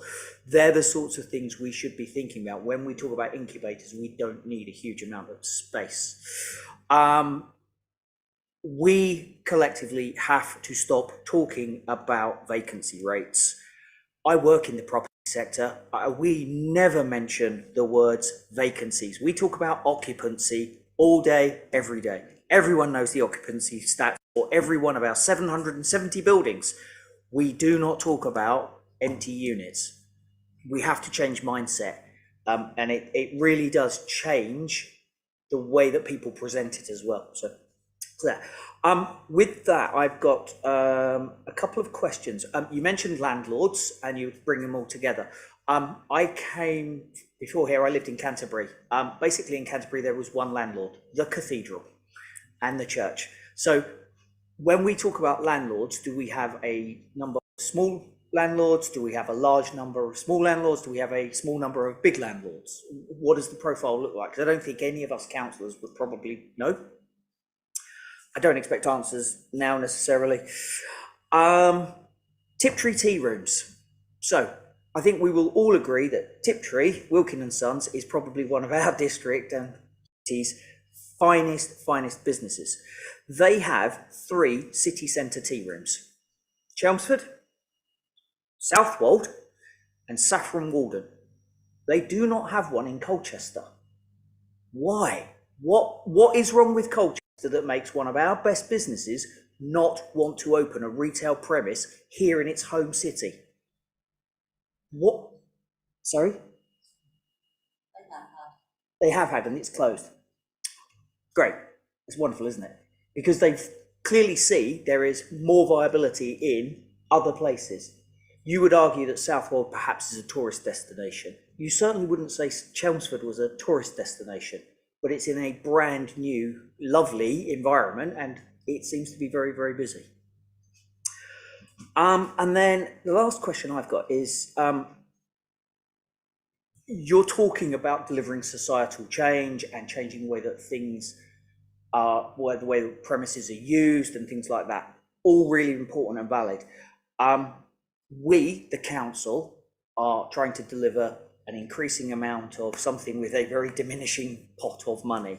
So how do we raise more money to drive the societal change that you need to be successful? Sam, would you like to respond? I'll save that last one till the end, I think. So I think of the answer.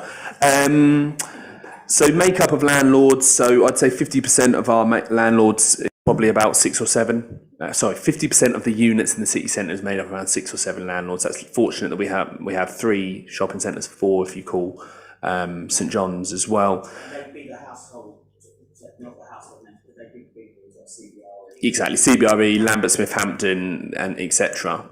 But we do have a large amount of small landlords who, credit where credit's due, are incredibly receptive and are mostly local. We do have a couple of London-based landlords who own most of, say, Sir Isaac's or most of Eld Lane. But nonetheless, we have grafted and grafted and grafted for the last 5 years to make sure that they know exactly who we are. Because most of the time, we're either putting someone in their unit far quicker than an agent would. Again, maybe shouldn't have said that. But also we have that relationship where we are making improvements to the city centre and we can save them a lot of money, which is obviously a huge tick as well. In terms of Tiptree Tea Room, as mentioned, they were in We Are the Minories prior to their closure.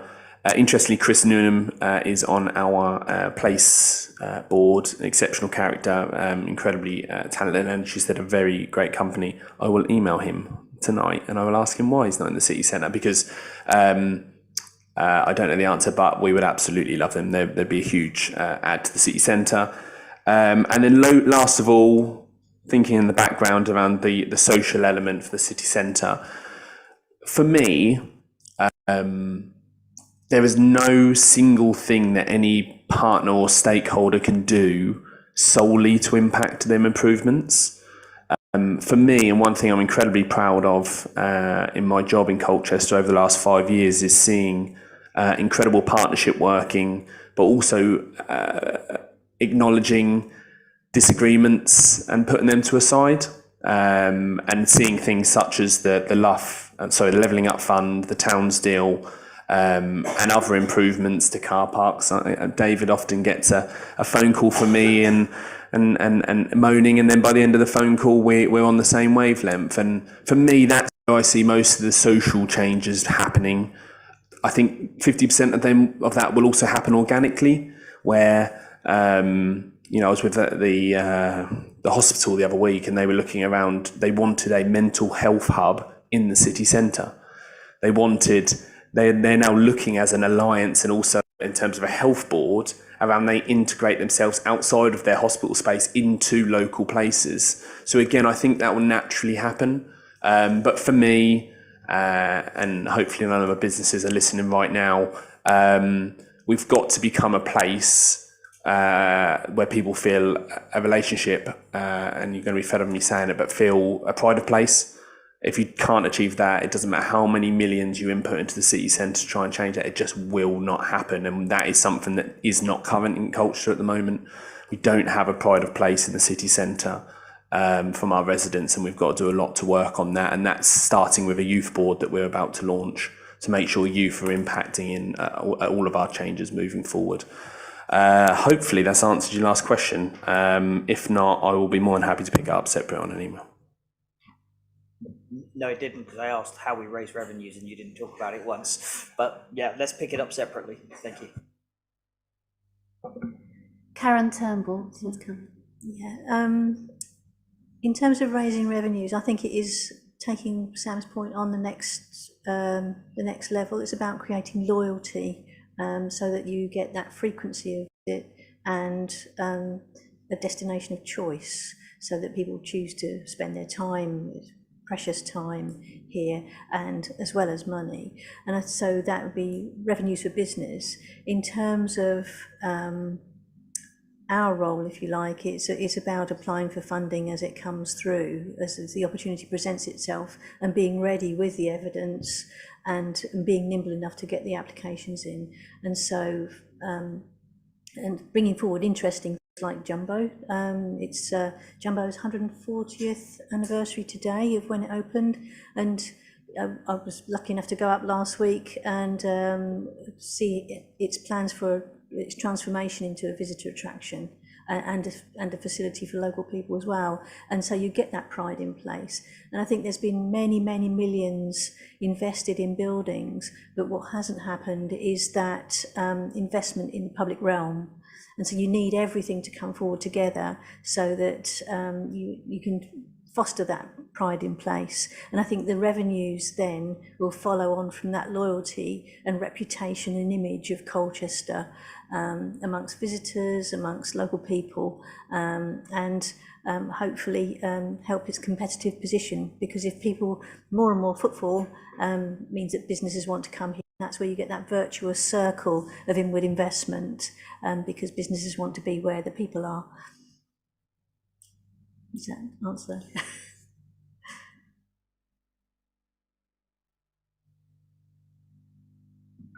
Could I just Leader of Council. Thank you. Could I just offer a couple of comments? I just to say, Sam, both, and to you, Karen, that's a brilliant. Wasn't that great?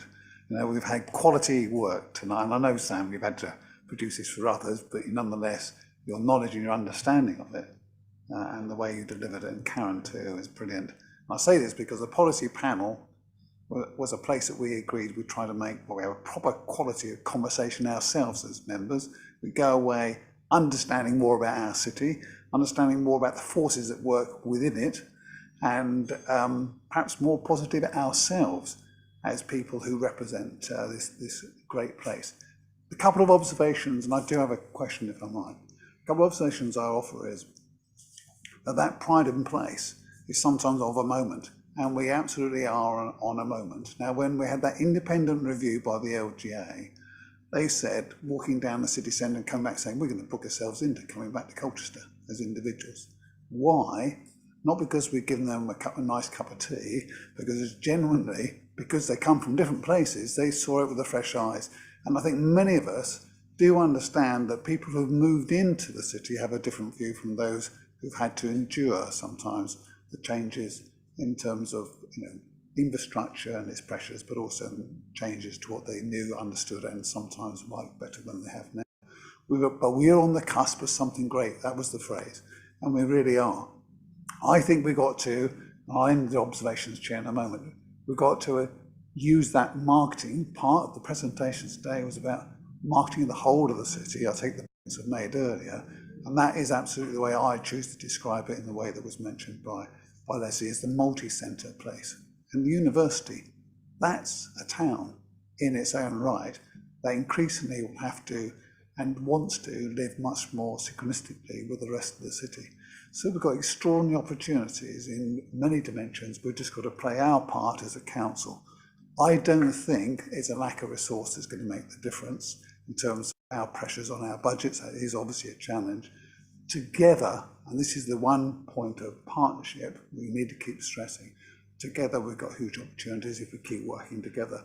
And I've seen in my time the maturing of the bid, and I've said this to you and to the chair and the board, and you've all been good enough to take it with grace, because you had to find your place too with the businesses you represent, and frankly with us, councillors and the council, and I think you're in a much better place.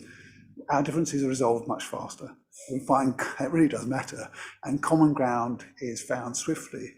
And we, as I say, on the edge of a whole set of changes over the next 3 to 5 years are going to make a huge difference to what Karen's described as where we do have lack, which is improving the general state of the public realm, our access to some of our strengths historically and otherwise in the city.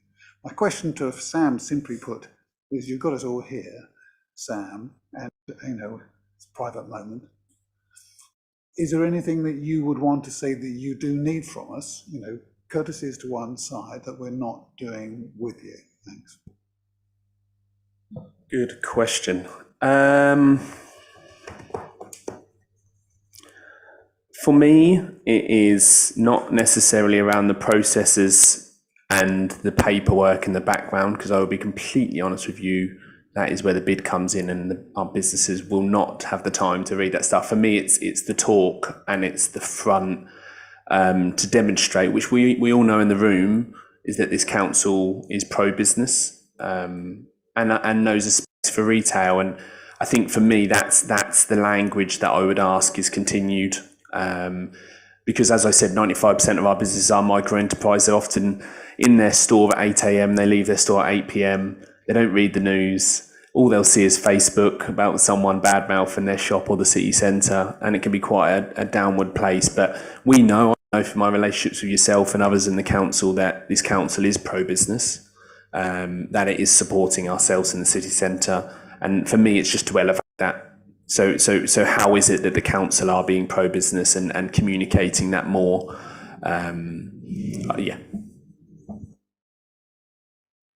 The commitment I make, and members would want me to, is to follow through on some of that, because the marketing piece, we've made real progress on this in a way that members can, perhaps any of us can lose sight of. Ridiculous that we were doing similar things completely separately. I think we're now much more joined up. I want to sort of just reinforce as a collective action for us that I want us to go back to this and keep that as a priority collectively, and that collective group that was formed on the back of the city centre status and can report to this panel. Wouldn't be a bad idea, would it, for you to have a close look at the quality of collective marketing? But we need to turn some of that marketing, we've said it, but we need to make sure it happens, to our own residents, so that we can grow some of the pride that we feel and that will help business and attraction. I'll stop there. Thank you very much, Chair. It's very kind of you. So, thank you. Councillor Naylor. Thank you, Chair. I'm very interested in transformation programmes, and it's clearly what you're doing here. So I'm always interested. And there was a lot of really excellent data in that. And I am one of those people that would like that huge report that you think will be boring. It won't be. I'll really get into the detail there. I do get involved professionally in quite a lot of transformation programs. And one of the questions that is both tantalizing but vital is, what does good look like and how do you know you've got there? So the metrics. So that's my first question to you. And I just want to understand, we talk about potential spend, 6 out of 508. So what is the actual spend currently? And what is the process by which you go from actual to potential? Thank you. So what does good look like?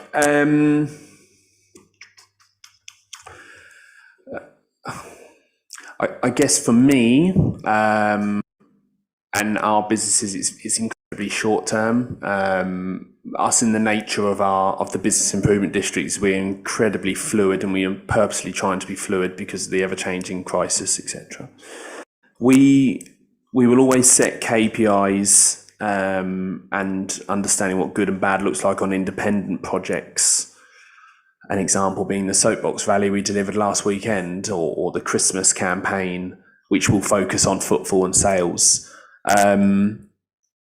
I would say what good looks like, and I'm getting incredibly boring here because I'm repeating myself. What good looks like for a city centre is a churn of new business, believe it or not, a engagement and regular engagement with residents to measure their views and relationship with the city centre, but also inward investment. So if we're attracting new business, how long are they open for in terms of the length of their operations, years, months, decades, and their ability to evolve. So they're the main things that we're looking at the moment. So when we look at the likes of the Marriott Moxie development potentially happening in the old post office, when we look at the Debenhams premises that's changing into the flip out, they are all developments that are happening because the likes of myself or Karen or partners have reached out to them to drive them in. The amount of pestering that I've done to the chief exec of Flip Out for the years running up to them looking at Debenhams is unbelievable. So I'd also look that, I'm not answering your question, but the measurements that we look at are very qualitative in that it's very much around, as I said earlier on, we keep the footfall metrics, we look at the sale conversion, we look at occupancy rate, but they're only as good as the bigger picture. If we're talking at the moment a lot around comparative towns and cities. So we look at Chelmsford, but we look at Chester and Canterbury and partners. Chester now has an occupancy rate of 80%. I'm sure you can do the rate on the vacancy, which is beyond higher than us, but people don't see that because they measure Chester in a far different way in terms of their investment, their tourism, their other things. And again, that goes back to the narrative of how we're marketing Colchester. I've done exactly the same as I'd done for Councillor Smithson, and go round and round and not particularly answer it in exact data, but it's so broad in terms of how we measure success and what good looks like. And actual spend, we do have visa data. Footfall has returned and is increased and is higher than pre-pandemic, but in terms of an average transaction spend as to be predicted, that is still increasing slightly despite visits decreasing. So where people are coming in, they're spending more. In terms of actual figures, the closest I can give to you is 2022, because unfortunately we don't have 2023 figures, but that is all in many tables in this report if you'd like me to send that. But to give you an idea, overview, average transaction spend and value in the city centre is just short of £22 per transaction. The amount of cards used per quarter is just short of 400,000 cards, and across 228 postal sectors that are visiting the city centre. So again, I will absolutely send this to you all after this meeting. But to answer your question, we are nowhere near the potential spend in Colchester city centre. We're not even close to a tenth of it. And that's where we are absolutely missing opportunities. And probably one of the reasons for the increase in footfall post-pandemic is where a lot of the city workers are now working from home and popping in their lunch visits. Tuesday is our highest footfall day of the week. Believe that or not, yeah.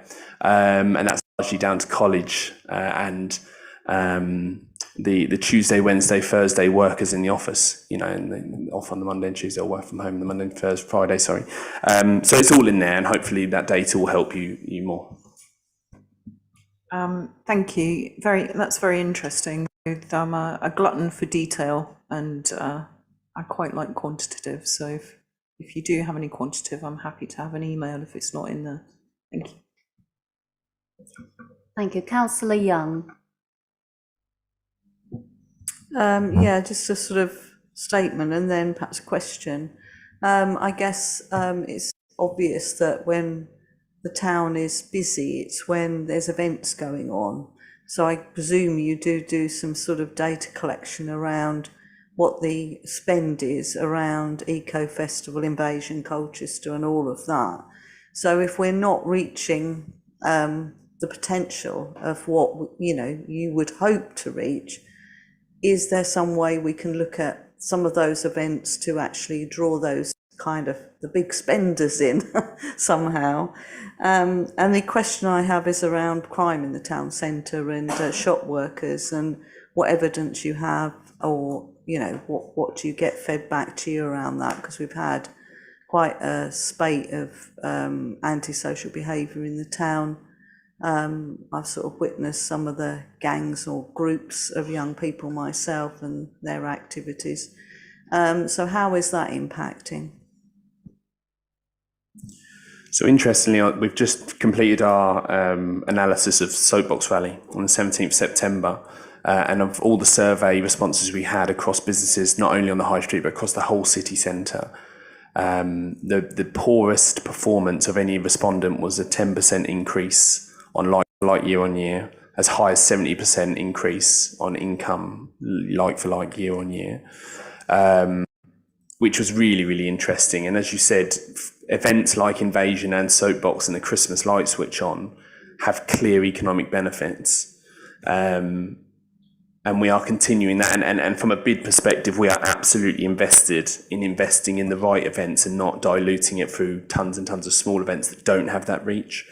So our economic impact was huge for Soapbox, not only because it was a free event, it was a huge dwell for a Sunday, which is traditionally quite a low footfall, surprisingly, for the city centre. And that's where we are now. We're using them economic impact assessments to understand how we plan future events. We've just invested heavily in a new software which now educates and informs all of our businesses what events are coming up soon, their capacity, their times, so they can not only plan their operational delivery, so voters and orders coming in, deliveries, etc., but also how we can educate other events to not dilute or saturate certain weekends. And Colchester's notorious for that. I think it's, which one is it? Food and Drink Festival, where we have about 5 different events in the city centre, and all that does is dilute. Whereas now, we had the same meeting this morning. I think you'll all agree the last 2 months of the city centre have been out of this world for events, probably beating most cities and towns across the country. So we're doing a lot of work on that as well to make sure that we're maximising the economic spend for them events. From a retail crime perspective, I've never in my whole career across retail and hospitality known antisocial behaviour and shoplifting to be any worse than it is. It is horrific, at the moment. And that's largely down to a variety of things, from resource, both Essex Police and policy changes from higher up than Essex Police in terms of what levels of crime are being responded to, but also an economic, and I expect aside from this, where large retailers are removing loss prevention staff from their doors because it's cheaper to lose stock than it is to pay a loss prevention staff, which still blows my mind. I still don't understand it. But it is at an all-time high. We are doing a lot of work in culture. We're about to launch a business crime reduction partnership in the city centre with partners, Essex Police and the Community Safety Partnership, to make sure that not only is because business crime admittedly is not one of the ambitions and objectives of the Community Safety Partnership currently, and we've got to put business crime as a priority because it's part of a larger component. When we're talking around county lines, we're talking around exploitation. A lot of the crime that we're seeing in the city centre is linked to that, and especially through youths who are all on youth performance improvement plans or whatever they're called, but the resource isn't there to enforce that any further. But it is at an all-time low. There's absolutely no doubt about it. And hopefully this retail vision will start to set some things in action, such as the BCRP coming up soon.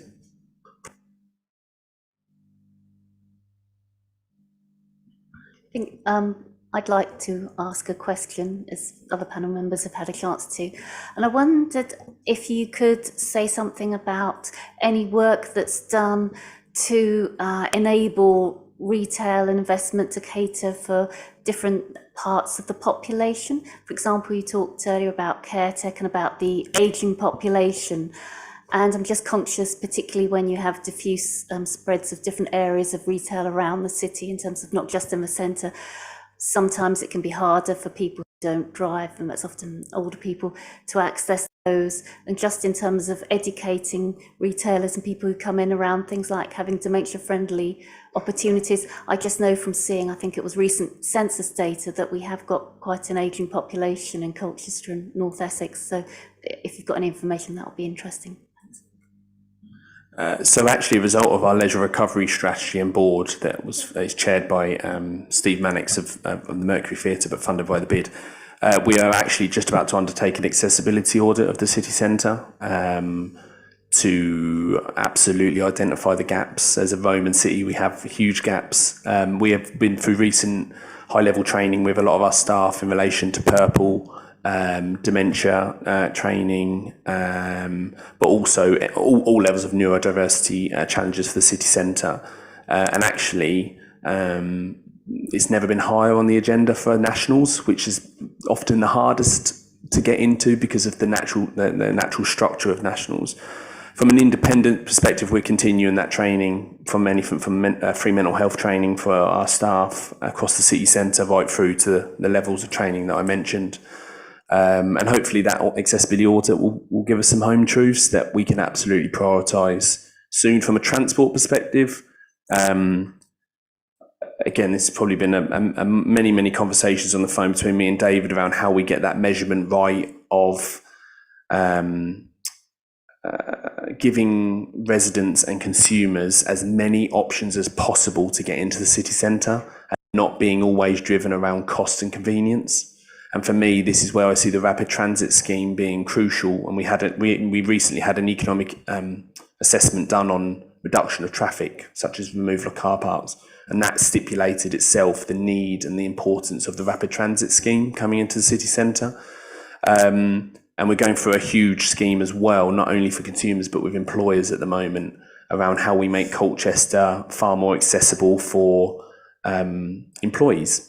So at the moment, I will completely say that we are bottom of the table in Colchester City for a place where people will want to be recruited because of the cost of access and transport coming into the city centre, perhaps due to a lot of many other things in the city centre as well. So that's a huge focus of ours, where we're looking at a reduction in cost for our employees to get in through the park and ride, through bus, through scooters, through car parks as well. So it's very broad. But that is one of the things in our indie vision around educating businesses in how to ensure their business is accessible for all residents and consumers. Thank you very much. I think we've had all the questions now from the panel. So what would be helpful now is if we think about formulating some recommendations to go to Cabinet.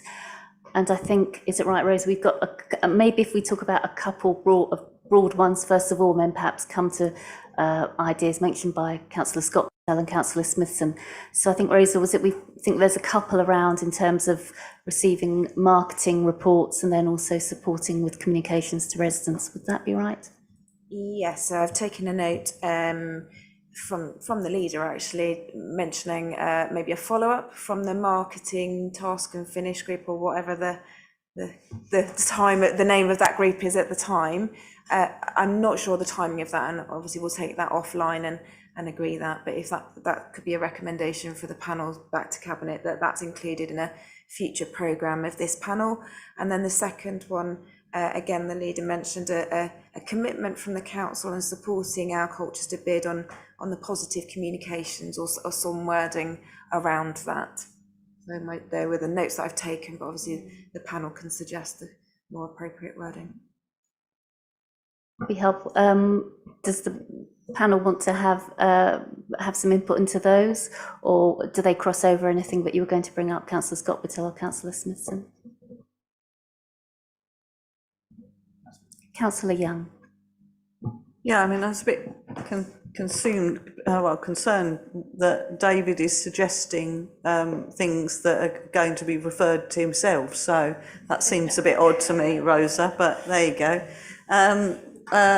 I guess, I would like, given the fact that, we've shined a spotlight, I think, on antisocial behaviour and rising crime on the town centre with the motion that went to full council, and we've heard this evening that is an increasing concern from retail businesses in the town centre. So I think, some note around that would be helpful, Chair, to say, that the panel, express their concern about reports of antisocial behaviour and shop theft being at an all-time high, and encouraged, our offices in the Safer Colchester partnership to focus on retail crime and support the business crime reduction partnership, which is emerging. Something around that I think would be quite useful.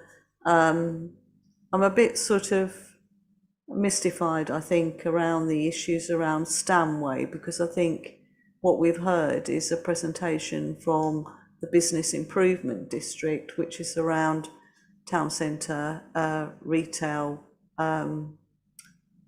that is just the people who pay into the bid, so they will be focused on the town centre.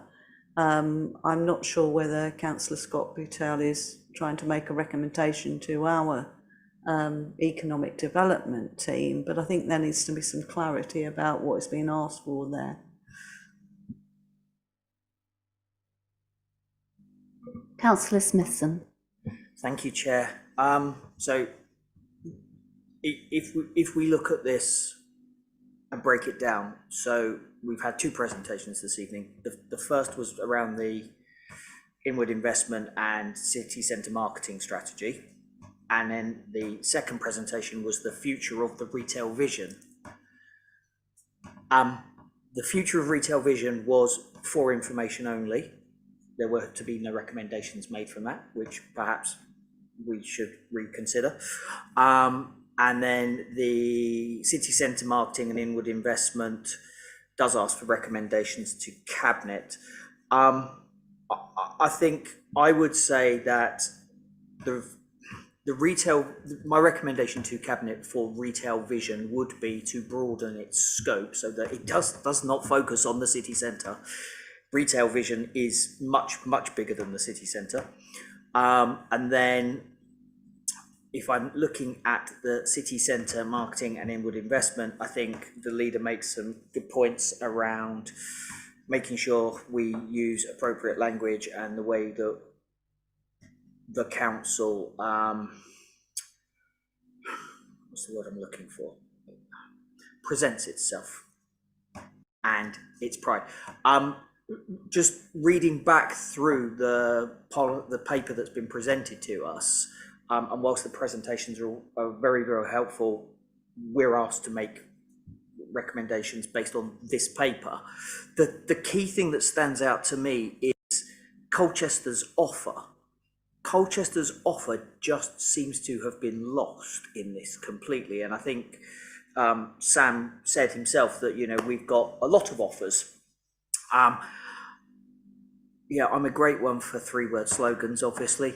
But we have, I think, 18 bullet points here for what our offer is. How is anybody supposed to know what our offer as Colchester is if we can't condense it down and shorten it? So my recommendation to Cabinet would be commission some sort of work, bring the partners together and really hone in on a really simple offer that we can sell to residents and tourists alike. Thank you.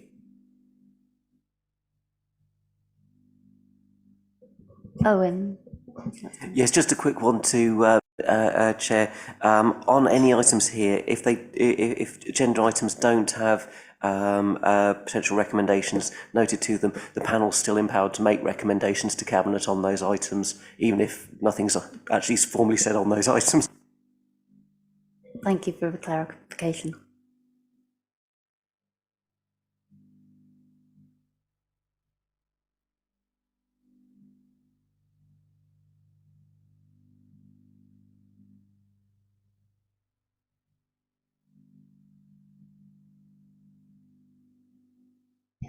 What I wonder, panel, would one way forward, I think perhaps would be in terms of, we were talking earlier about in terms of marketing reports, is that perhaps we build on what Councillor Smithson was suggesting in terms of clarity of the marketing, you know, offer for Colchester. Perhaps if we could recommend to Cabinet that they would work proactively to identify grasping for words. Sam's word was prospectus, that's what stuck in mind. Can I just chip in? Yes, Councillor Naylor Councillor here. Naylor. Proposition, marketing proposition. So maybe if we could concentrate, if we could ask Cabinet to, you know, investigate that and narrow down on that, would that, in terms of the proposition, would that be acceptable to the panel?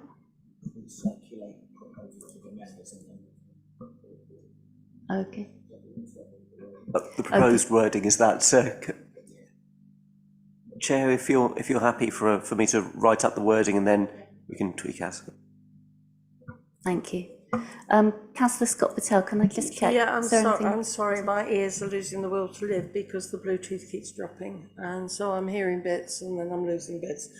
I heard what you said about expanding the target area rather than just the city centre to all the retail areas, Tenor Rise.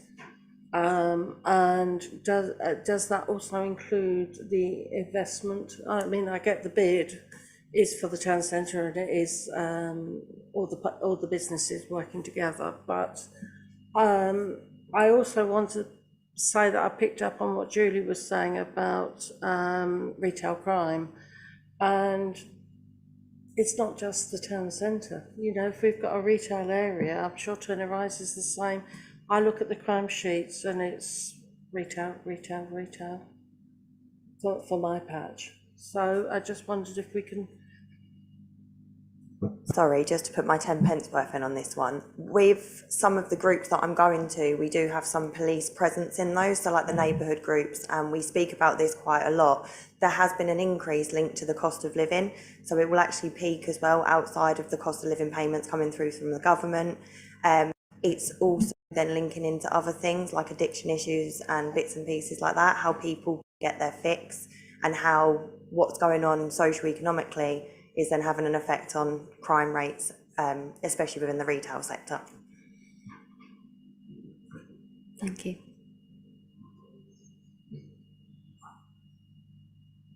Owen, sorry, did you want to come in? Sorry, the usual procedure would be for me to up the minutes, but firstly concentrating on the recommendations. So they're prepared first. They go to Richard Clifford, Clerk's cabinet. So he knows what's going to be on the cabinet agenda. I do copy in chairs to those recommendations because chairs can attend cabinet to present the recommendations. So I would say I'm happy to prepare the recommendations, the wording as I've understood it from the conversation tonight, and send them to you. Would you wish me to copy in the other panel members so they see it as well? Yes, I think that would be a really good idea. Okay. And also, I think that in terms of recommendations, then we also want to include one specifically around the impact of antisocial behaviour, and that all stakeholders are engaged with that in terms of the safety partnership. And also, we're noting the impact in terms of on, people who work in the retail and business sectors, as well as patrons of those businesses and residents, because it obviously has a widespread impact. So, Chair, that would be a recommendation that Cabinet be cognizant of that and push Work with the range of stakeholders, as a matter of priority. Are there any other areas of recommendation from the panel? No? Okay, so I'd just like to once again thank Sam for all his work and Karen as well on the presentations and answering our questions and their patience. Thank you very much. We will be having a short break now. We'll have a 10-minute break, and then we will move to item 9 on the agenda. Thank you very much.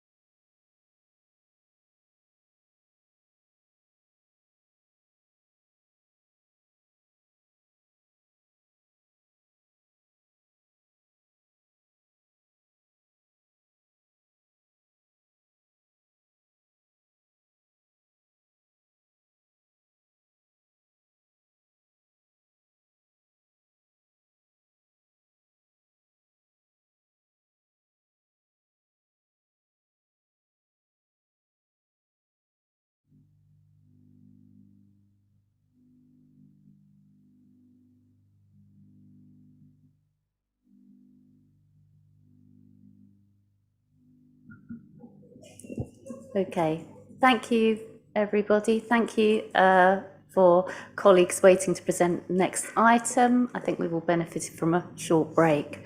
So we shall now move on to item 9 on the agenda, which is cost of living crisis, council response, reflection and next steps. And the presenting officers for this are Michelle Tulton, Head Health Partnerships and Wellbeing, and Zoe Raven, Manager for Employment and Financial Support Team. So over to you. Thank you. Thank you, Chair. I'm just going to wait for my slides to prompt me through.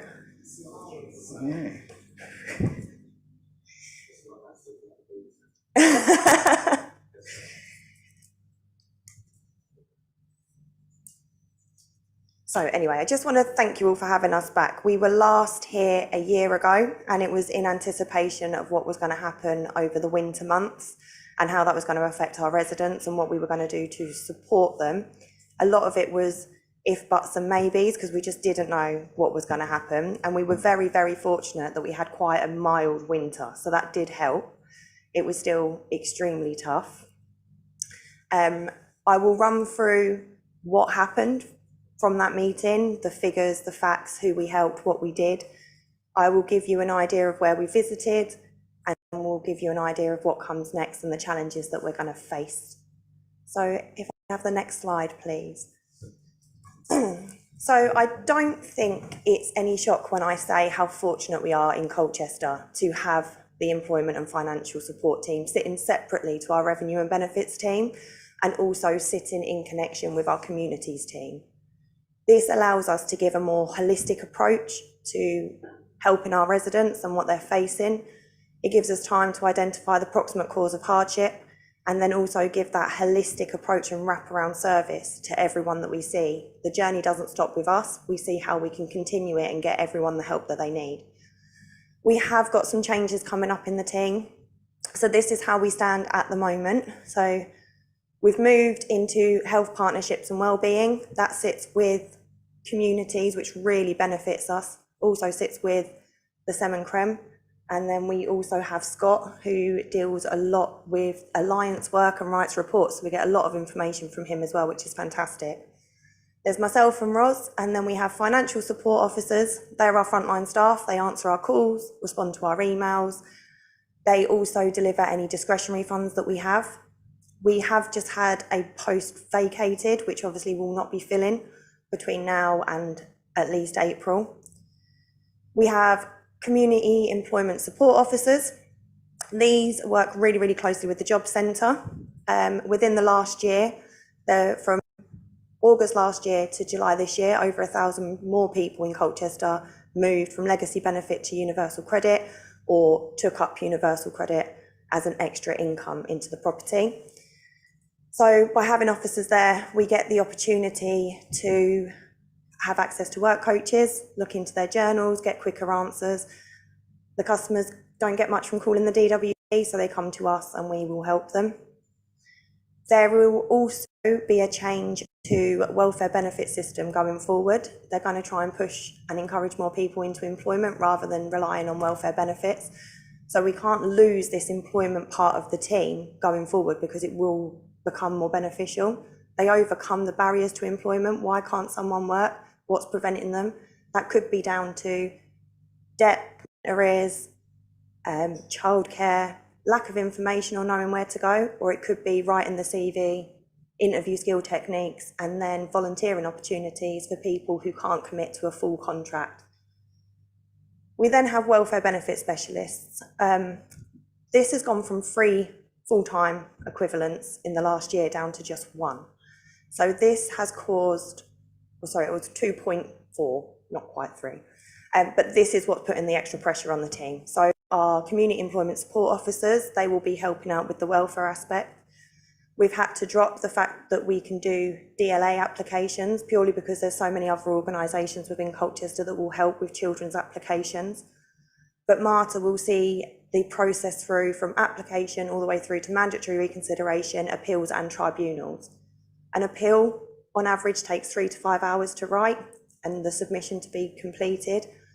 There are other organisations in Colchester, such as GP Care Advisors and Christian Advisory Service, who will do the welfare appeals and tribunals, but because of capacity at the moment, they're refusing to do it and will only help with the application. So Marta is inundated. She's also taken on the appeals and tribunals that were already put in before the other member of staff left. So she's very, very busy, and that is what's then putting the pressure on the team and giving us kind of extra things to think about going forward into the winter months. Next slide, please. This is just to give you an idea of what we actually deliver and what we are contacted for. So we are contacted for everything that is on this slide, but actually the only things that we can access, view, get further information about and advise correctly on are in the top box. So the housing benefit, council tax support, discretionary housing payments, exceptional hardship payments, that's for council tax for people in financial hardship. And then we have just had as well some extra money for the council tax support hardship fund. Everything else, universal credit, the new cost of living payments that don't have an end at the moment, which is quite nice, the old legacy style benefits and the PIP DLA attendance allowance, all still with the DWP. And then Essex County Council held on to all the household support fund this time, and they also have the essential living fund. We will get contacted for all of this. We will do assisted applications for our customers. When they get on the phone and have an automated message, they'll hang up and they'll ring us and ask us the questions. And we will always endeavour to do as much as possible to help, but sometimes it's not that simple. Next slide, please. So, from when we last saw you in September through to the end of March, as that's when the weather started getting better and people financially were in a better position, this is how many people we helped. So, new referrals for welfare and employment support, they were customers that either come through via email, were referred by a third-party organisation to have a more in-depth support, to have a full appointment, a phone call back and more information. Discretionary housing applications, that's to stabilise tenancies, people that have a shortfall from benefits and their rent or had rent arrears. If the rent was deemed affordable, we would help pay off the arrears so that a customer can keep their house. This, as you can imagine at the moment, is quite intense with the rises in rents, and as quickly as they are rising, the benefit LHA rates are still in 2011. We spent 58% of our DHP between September and March. Exceptional hardship payments, this was 78% of our full year's budget that we spent in that time period. So this is where people have council tax arrears on the financial year's bill. If they have any arrears for other years, we can't help towards that. But what we can do is help people for this year's bill. They must have their council tax supporting payment first, and then that will allow them to set up a payment plan going forward for arrears. Food bank referral speaks for itself, and then you can see from the income, so this, the emails and the phone calls is everything that's coming into our service. It's just getting busier. We are seeing trends month on month, very, very similar, similar. They don't peak or dip. We average about the same each month, but it is exceptionally busy. And then we got some information about our cost of living webpage, which it did what it needed to do. We took on all the points that we had last time that we were here. It's not the most user friendly, and we tried to deal with what we got basically, and we tried to make sure that the information was updated as much as possible, which was no mean feat because it changed very, very rapidly during those months. Next slide, please. So the last time that we were here, we were going to do a cost of living roadshow or a cost of living pop-up, and I took on a lot of information about how we normally focus our attentions on the centre of Colchester. People weren't going to pay for those bus fares to come into town. They didn't know where to find us when they did get here. So we worked very closely with town and parish councils actually that got us in local groups. We could find that there was a council office or somewhere that we thought we could get into, but actually speaking to the town and parish, they said you'll get more footfall in these areas. So I did the breadth of the city. I went everywhere from Boxted all the way down to Mersey and to Tiptree. I had a lovely time. What a beautiful city we live in. But it was there was a lot for a very short period of time. We did, if we can go to the next slide, we did find that the rural areas actually gave us the least number of contacts. So when I was there, I was leaving information with what we would call a community connector, the people that were able to be at coffee mornings during the day that didn't have other commitments. We had to give them the information so that if people within their community needed help, they could pass out the word that we were available. Our biggest hitters, which we were really shocked about, were Asda. So we got placed at a really good location, not in the foyer. We were by the concessions counter, so as everyone come out, we managed to have a conversation with them. We also found that if they heard someone else talking, it kind of encouraged them to come and ask us a question. They don't know what number to ring for the council to ask about their council tax if they're worried. They don't know anything about housing. So that was really beneficial to us. That and the town market kind of really generated some high numbers over that period. The total combined outreach does include other events that we did. So we were called to go up to the university. We did some days at C360, depending on what theme it had, and anywhere in between. So a lot of the local community days that were happening as well. Next slide, please. We can't do this all on our own, and what that roadshow kind of enabled us to do was really enforce our partnership working. The biggest successes were the job centre. We now give presentations, well, the CSEOs now give presentations with the like the heads of service at the job centre as a bit of a combined push out in the communities, which is really kind of made us a force to be reckoned with, really, because they can see us visually there, and then they can come into the C360 and see that we're there, and we're not going to give them any different information to what they've already got at the job centre. So it's really given us a united front. The food bank, the picture that you can see on your screen of the desk, we never had that when we first turned up at the food bank. They've actually made us our own kind of waiting area and a triage area. So if someone's coming in for a food bank voucher, they don't just go with their parcel. They will get a full, it's like a triage. It's not overly personal. We will work with the CAB. We sit together and we will ask, is this a one-off, or is there a proximate cause of hardship here that means you're going to rely on this food bank more regularly, and how can we prevent that? The fuel bank, this is very exciting for us. It's not something that we heavily promote because it's very new. And as a local authority, we are piloting this. We're the first local authority in the UK to be doing it. So the fuel bank is a charity-run organisation, and we can make referrals to them for anyone that's in fuel crisis. It used to be fuel poverty, but obviously the demand was quite high. It's now for people in fuel crisis. They will do a full fuel crisis triage with them, and then if they deem it fit, they will then send out a voucher code via text, and the customer can use that to go and get a voucher for their prepayment meter. This didn't come into effect until April, so obviously it's been the summer months. It hasn't been as big a take up, but I assume this in the next coming months to be quite high on our agenda. Obviously, as I mentioned before, I'm part of the neighbourhood MDT meetings. We go to community events, and we can't do it without the other people. So we will signpost things that are out there within the communities. People within the community might get things like the household support funds that won't come to local government as well. So we do work as a whole group of people. You will notice that in the next slide as well with our comms. So over the autumn winter for our comms, we haven't got the resource and the money that we had this time last year because of changes to government and such and so forth.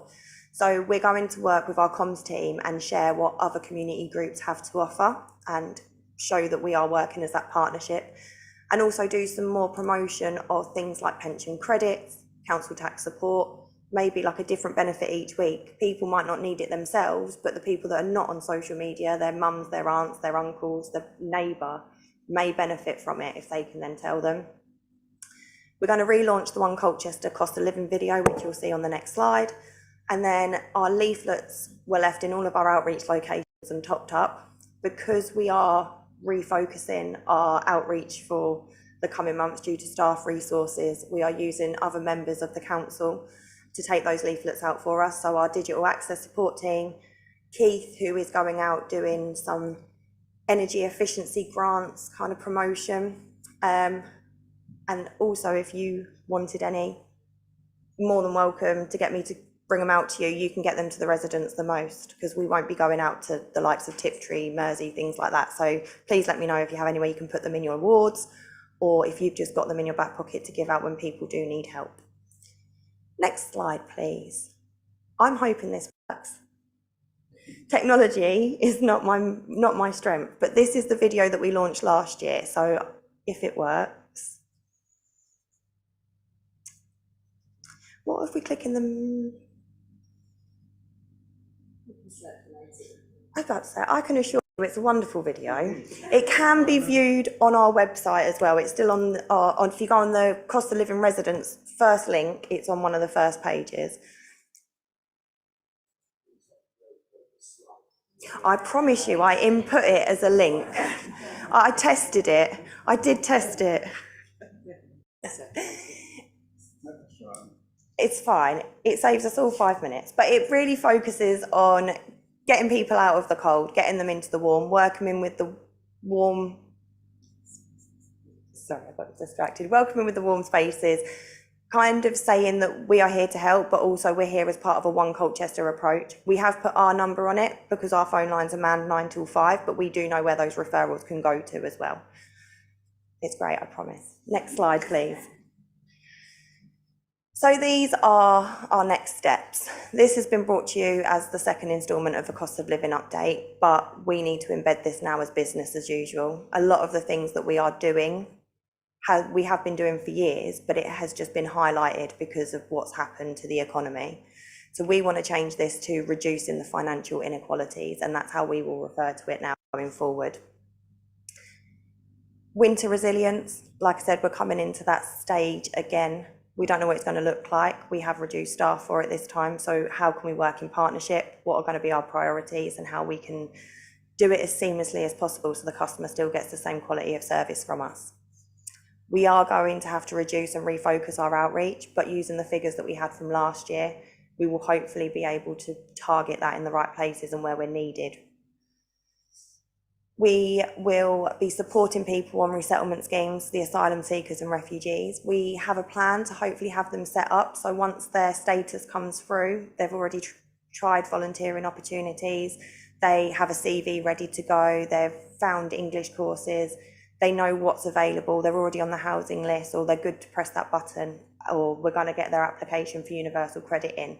We need to do a lot of post-vention and get it in as much sooner than it's currently happening. We will continue our partnership working because it's vital. We have been heavily involved in the garden waste scheme. We're aware that this is going to affect people differently, and we hopefully will be able to get to more people. So there's a massive stigma around asking for help, and that's if people know we're there. A lot of people will have a garden, so this will be another in to get to another demographic of Colchester that we haven't been able to help previously.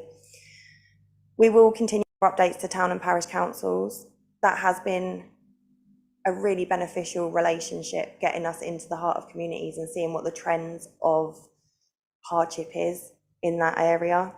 And then working with Michelle really helps this, but a lot of my team are split between core funding and external funding.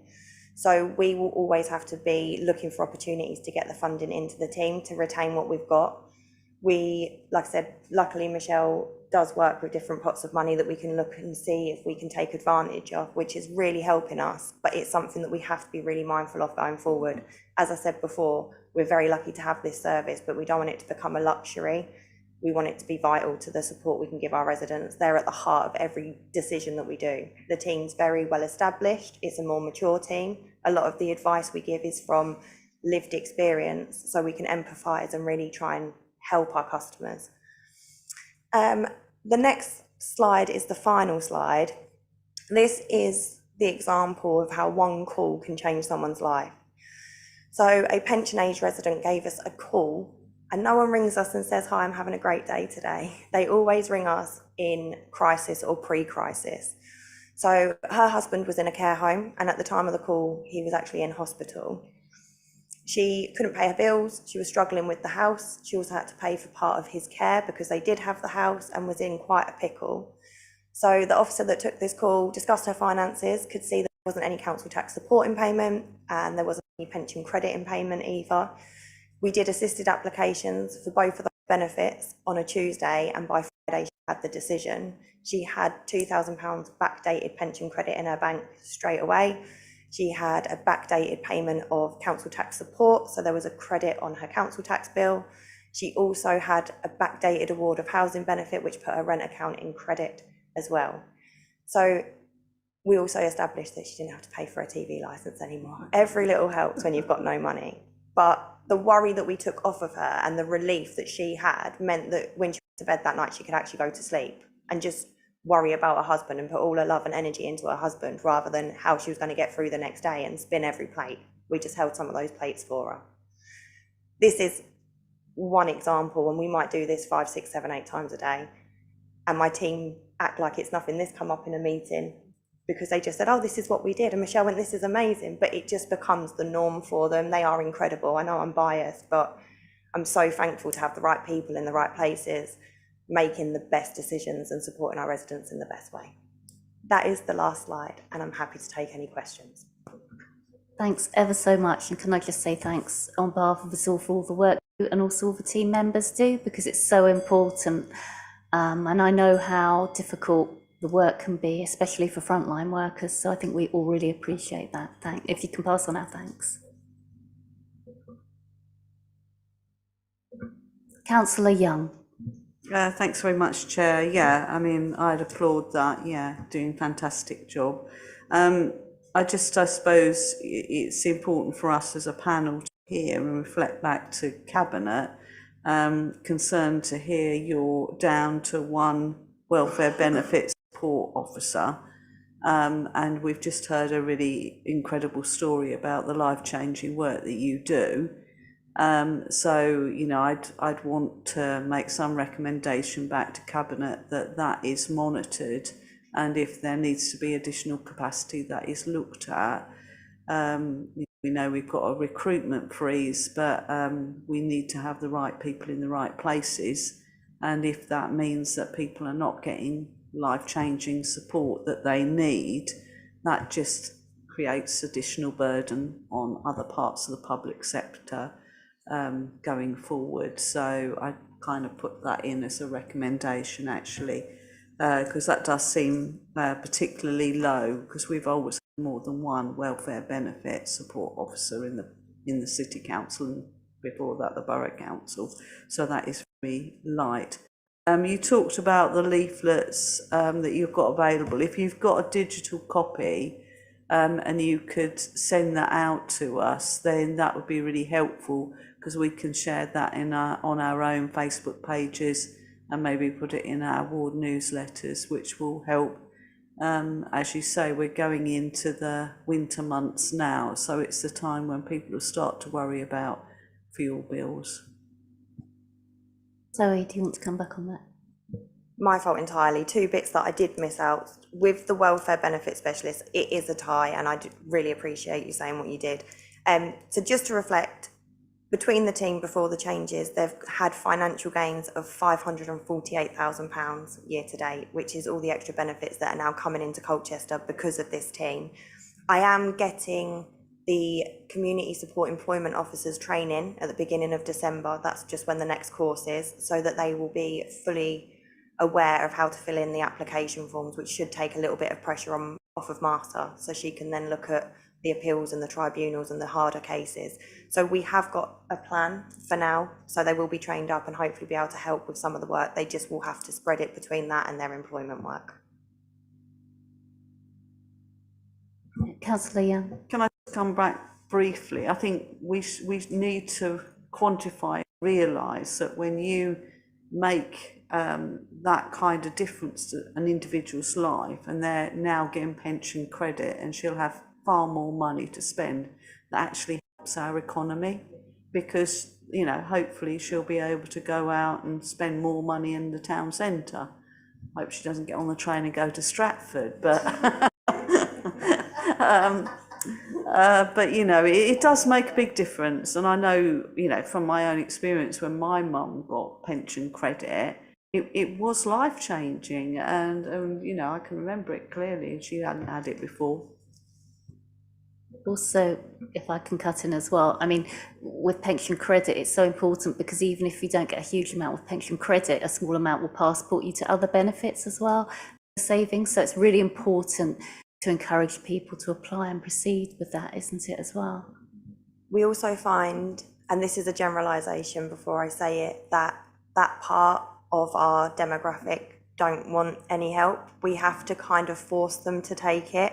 So what our team is very good at doing is wording their questions differently, because not only pension credit, but attendance allowance is one of the most underclaimed benefits nationally. So instead of saying, do you want attendance allowance, the officers may go, talk me through your day. And just by taking those bits of information, changes how the customer sees it and changes the help and support that they can get. Councillor Smithson. Thank you, Chair. Thank you, ladies, for amazing presentation. I can't believe no one can hear me. My voice is generally quite loud. Hello, profoundly, severely deaf. Yes.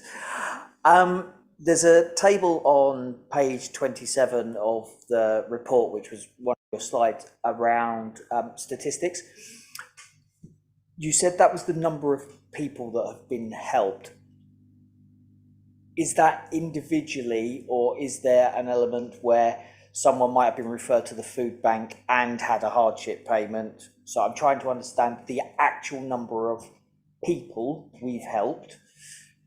Is the first question, and I think I would echo Councillor Young's comments, and this won't happen very often, I'm sure, about recruitment in this team. I think we need to, the recommendation should be that there should be exceptions to the blanket freeze. That this is really important. This does change people's lives, and this probably will save lives as well, and I think we shouldn't lose sight of that fact as well. Thank you, and I think we'll note that, amazing event, the agreement with Councillor Young. Thank you. Councillor Scott Bittell. Thank you. I can't emphasise how much I appreciate the work that you do and the impact it makes on our residents. I'm just going to slip the Tom Sangster phrase in, because he was awesome. I'd also like to mention Errol, because I worked with Errol when we were looking to take little business cards out to the food banks, and that little card has grown, and we now have people in the food banks. And I was actually with Tracy when somebody came in. It was gran mum, new mum, 3-day-old baby. And I was sitting with them, and we went through all the different things that she was entitled to. And you could see her start to breathe, going from tears to breathe. And it made such a difference to her. And I see it over and over again. As I said, I can't emphasize enough how important it is.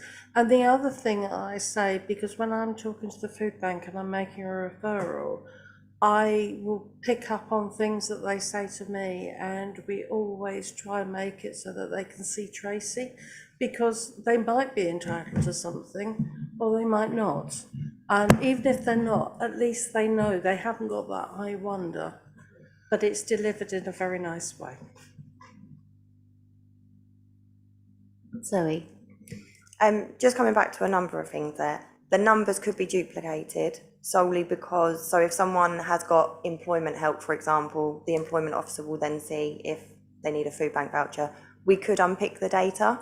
It might take me a week of my life. We would be able to do it, but what is on that slide is they could have had one or multiple things from us.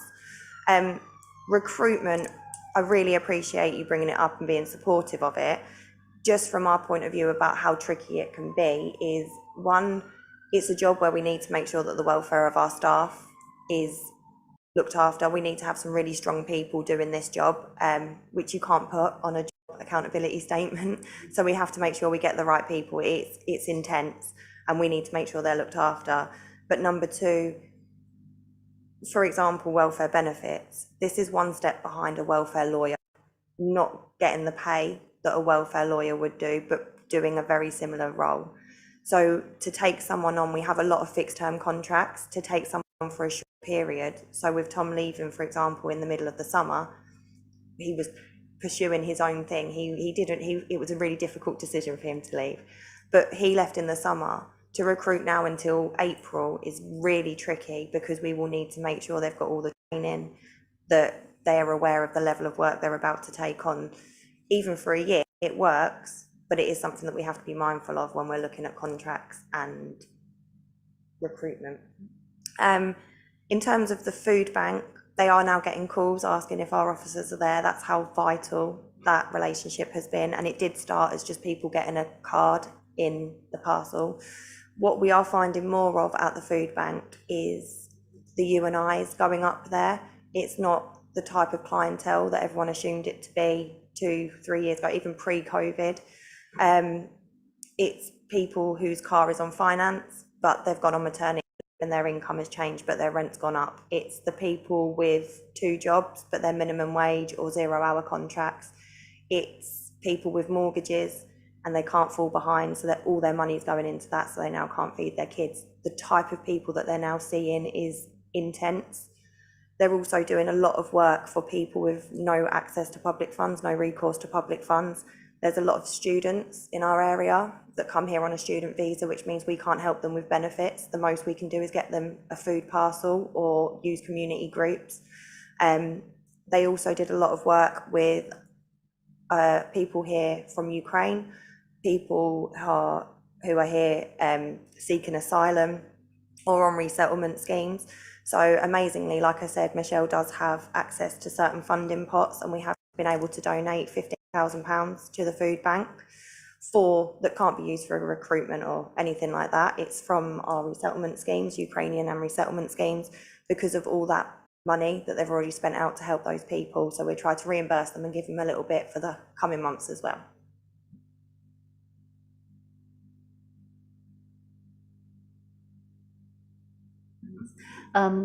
Thank you very much again for the presentation. I'd also like to say I found it really good to learn when we were on the chair's briefing and you were explaining about work going into supporting the frontline staff as well, because obviously I'm aware that they can deal with very difficult cases and that can take a real toll. And it's it's a very rewarding job. I mean, it's really a vocational job, I think, in terms of what it takes out of people. So that was really good to hear.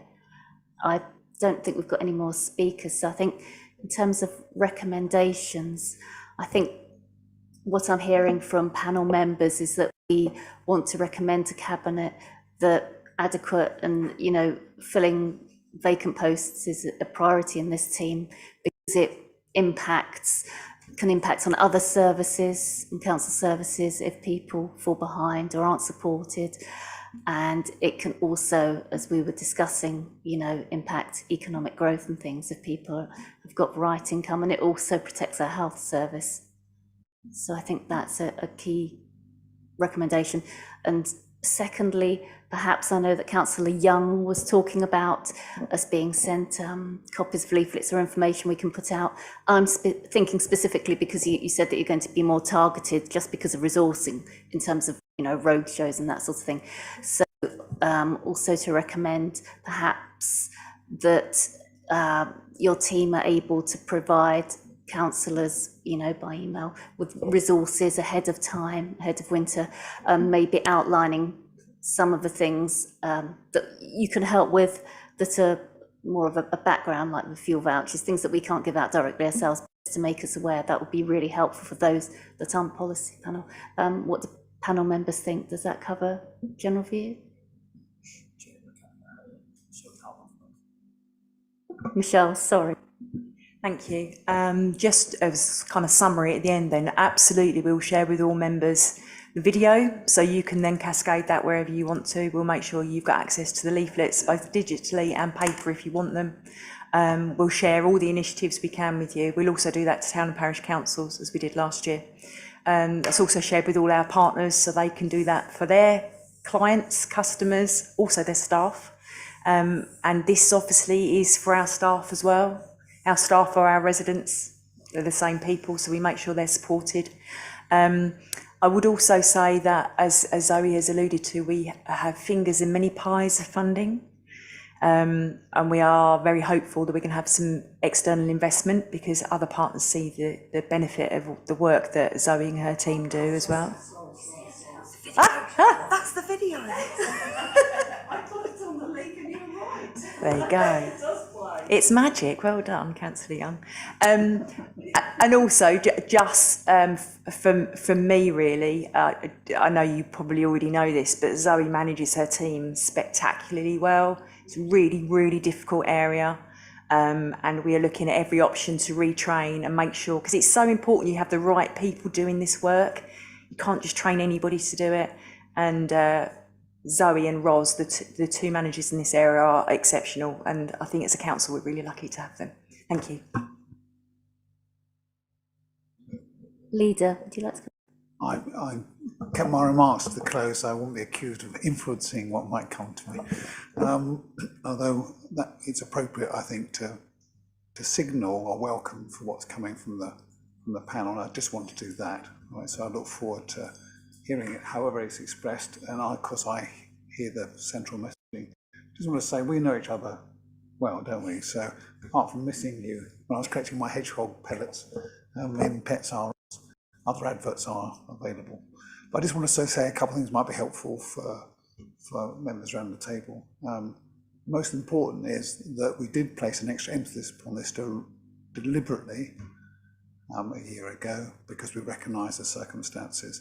So in the papers there's references to funding and question marks about it. So it's not right for me to make a commitment here ahead of proper review because you're all aware of the pressures and they are real. And a commitment here is a challenge somewhere else. But absolutely, I expect that what's done in this area will have to be towards the top of the decisions we make with those marginal resources. But as I say, I'll wait until your recommendations come through and talk that through with the senior leadership team as required. But I just want to be clear on the commitment.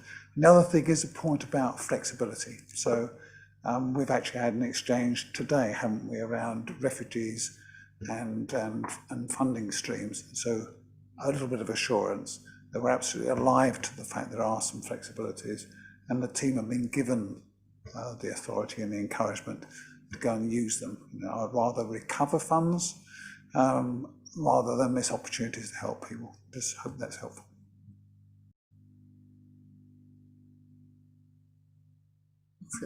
Councillor Scott Butell. Yeah, sorry, something popped into my mind. We did warm spaces last year and I wondered, what the take-up was, and were we planning to roll that out again this year? Michelle. Thank you.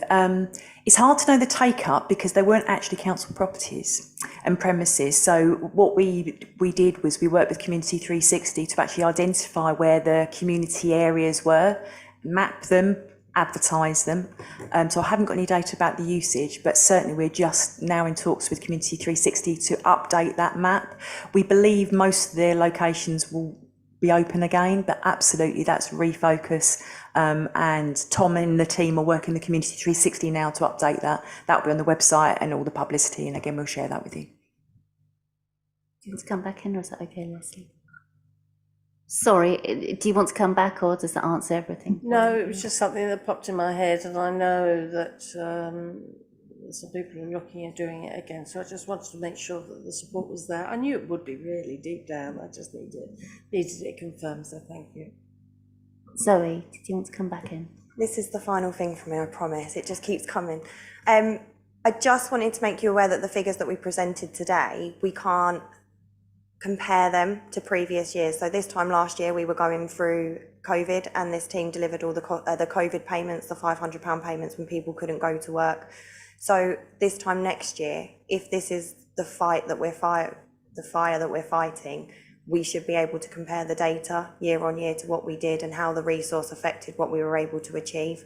That's the only comparative work we would have unless another crisis comes out, and we will adapt to that if and as and when that happens. But that's the only reflection that we could have from this point on. Okay. Thank you very much for that. So if we've got no other points, we'll move on, and what we'll do is I'll make sure that all panel members see the recommendations that go forward. But I think we're all in quite clear agreement about recommendations from this section. So I'd like to move on now to item 10. Sorry, Chair. Could I just have a clarification about the recommendations that are being put forward from this section, please? Yeah. So I think first recommendation would be around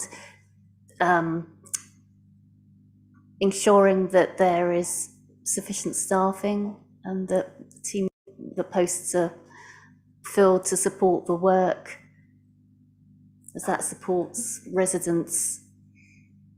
Can I help, Chair? Yes. It's about welfare support, really, welfare benefit support staffing, which is reduced from, I think you said, 3 to 1?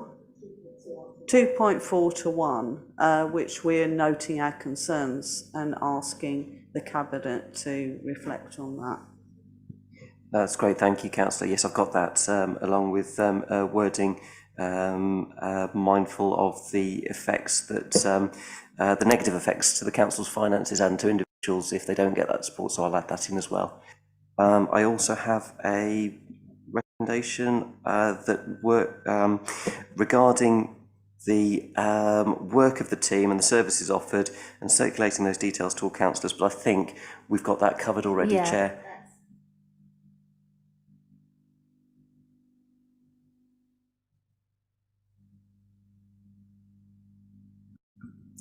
Thanks, Owen. So now finally, sorry, we'll come on to you to item number 10, which is the work programme.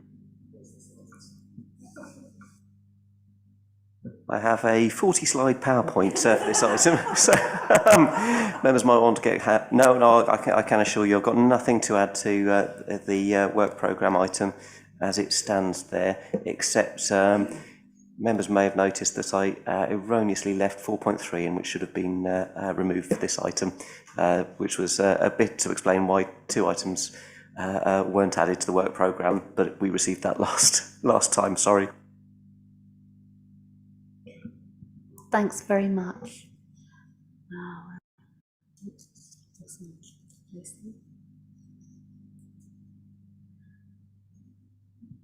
Chair, Yes. sorry, I should have asked. Oh, yes. Yeah.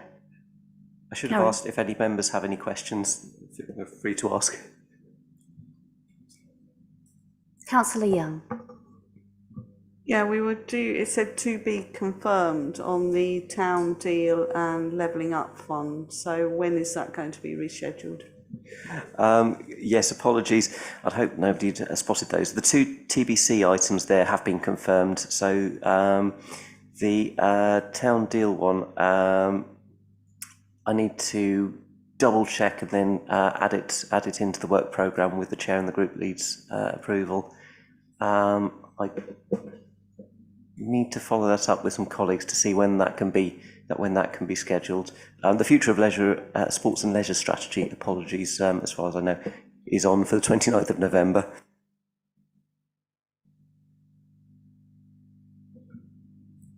Does that clarify things now? Is that okay? Okay. Are there any other points around the work programme from a panel? If not, so our next meeting will be on the 29th of November.